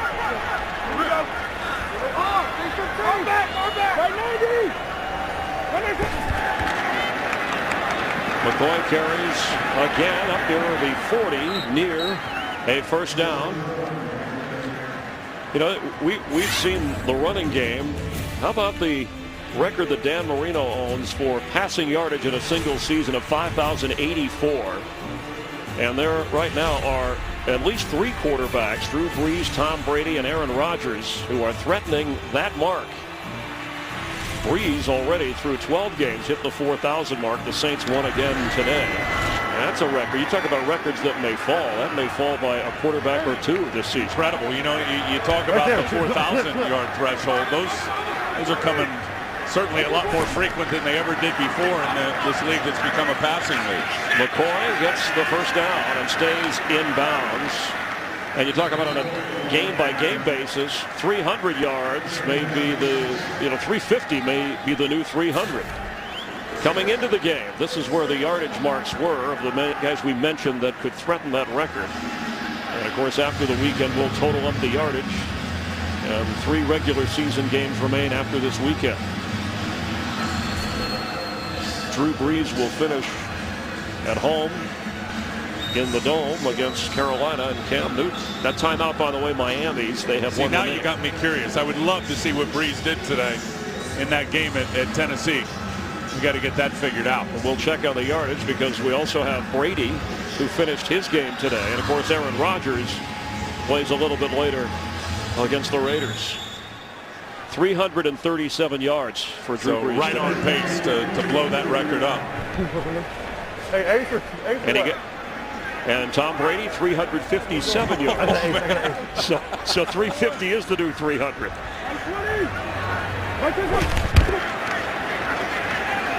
McCoy spins the other way and did a lot to get a little. And what Andy Reid said, he's a make-you-miss back rather than a break tackles back. But some people, in fact, it was Jason Taylor who talked about McCoy and said he has a little Barry Sanders in him. And McCoy said, no, he's my favorite runner all time. But Barry Sanders was my idol, but I'm a different body type. They're totally different. And Barry was, in terms of body type, from the waist down, he was so thick in his legs and his lower body. Maybe the start and stop side cut and just having guys grasp at air is maybe, that would be the comparison. But in terms of the complete running style and the way they look, and I'm not buying that one at all. And it was good to hear McCoy say he wasn't either. 26 carries, wanted to correct the yardage totals. Only 44 yards for McCoy in this game today. He does have the 2 touchdowns, and those yards have been tough because of that Dolphin defense, and as you pointed out, Tim, the offensive line. Well, and another thing with McCoy is because of the pass rush, they've limited him as a receiver today.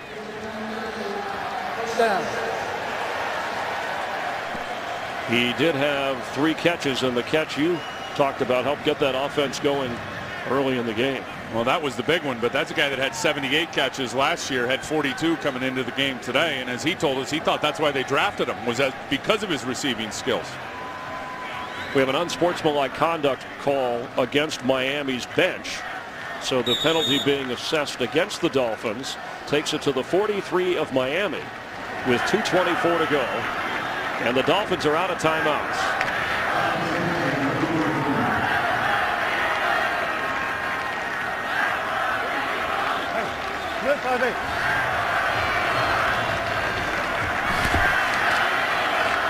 27th carry for McCoy, who has to go back the other way. He'll lose yardage. He's had quite a few of those runs today where he's tried to make something happen, and he's ended up losing yards back near midfield. It's the 2-minute warning, seconds away, and the Eagles with a 26-10 lead are that far away from their 5th win of the year. Today's game is sponsored by AT&T. Get it faster with 4G. Rethink. We're talking about the great Hall of Famer Dan Marino and those numbers he put up for the Dolphins. This is including what Drew Brees and Tom Brady did in today's games that they played. Aaron Rodgers has yet to play. It's a little bit later, so you can see that game has just started. So even just 250 a game for Brees in the next 3 is going to do it. And that's rather a bad impressive day for him. And notice all 3 of those quarterbacks postseason bound and maybe Super Bowl. Frustrating day for Reggie Bush, who had 90 yards, much of that in the second half, and for LaShawn McCoy, a couple of touchdowns, battling for every inch. Ronnie Brown has checked in for the Eagles, the one-time Dolphin. I'm going with you. He gets the carry, pushing inside the 45. You know, for the Eagles, Michael Vick back. He said a little rusty. They had Jeremy Maclin back for at least part of the game. Dominic Rodgers-Cromartie back playing in the secondary. You know, you get out of here with a win and you start to get your key people.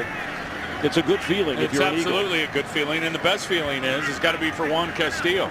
You know, I mean, say what you want about the offense and the weapons, and you know, a little choppy in terms of up and down. They did have the nice big throw to Deshaun Jackson for a touchdown.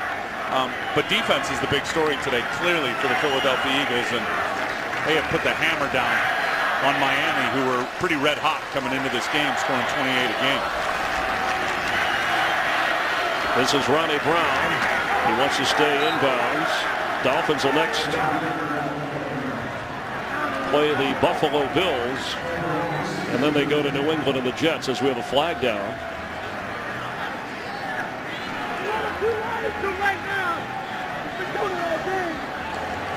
Holding. Offense. And penalties decline. Makes it 4th down. Our producer today, Mike Burks, Director Tom Yohe, Associate Director Brian Biederman, the broadcast associate, Matt Saldana, Kevin McCloskey, as always. Quick as our audio engineer on the switches. Buzz Schwing on camera. John Safchinsky, we call him Saf. All the camera and technical crew headed by Frank Phillips, our tech director Tom Maslak. Stage manager John Branco, a Florida TV veteran back from the Wometco days. Our red hat Jay Cohen, another Floridian down on the field. Up in the booth here, Emmett McGuire, James Petralka helping us with spotting and stats. And our thanks to Harvey Green of the Dolphins and Derek Boyko of the Eagles for their cooperation in getting ready for the game today with the teams. And the punt by Henry goes through the end zone. Harvey Green, one of the few public relations directors who sends you a letter with the information thanking you for coming to the game. Nobody more thorough than old Harvey Green. We appreciate that. So here's what's remaining for the Eagles. They did what they had to do today, Tim. Can they win those 3? I think they can. I mean, obviously at Dallas will be an issue. Washington, certainly that one. The Jets played big today, but you bet they can. Their defense plays like they did today, and their offense finds a way to get back on track with those weapons and shaking the rust off. You bet they can. They crushed the Cowboys in the earlier meeting. And they would need help. Again, the Cowboys would have to go 1-3. Eagles could be a part of that. And the Giants would have to go 2-2. And they play tonight, the Giants and Cowboys. And that's Schlossman going down again. Trent Cole with another one. They might put their second Dolphin quarterback out of the game. That's 9 sacks for the Eagles. Again, how many times have I said it today? With this team, with the lead, with how they're built defensively, and I said they'll remind you of the Indianapolis Colts with those 2 defensive ends. I mean, you got no chance out there on Trent Cole. Nate Gardner, I mean, it's been a turnstile today since Jake Long went out. Trent Cole, people forget, he's one of the most productive pass rushers in the NFL over the last 5 or 6 seasons. He's right there tracking with Jared Allen and DeMarcus Ware. When this team's playing with a lead and their ears are pinned back, can't stop them. And Reggie Bush, who has been the heart and soul of this offense, carries, and that should do it. The Dolphins will plan on drafting a quarterback next year and try and build on some of the positives as they will fall to 4-9, and the Eagles will go to 5-8. 26-10, the final. Philadelphia over the Miami Dolphins here in South Florida. The Eagles NFC East Division title hopes still alive. We'll have more in a moment.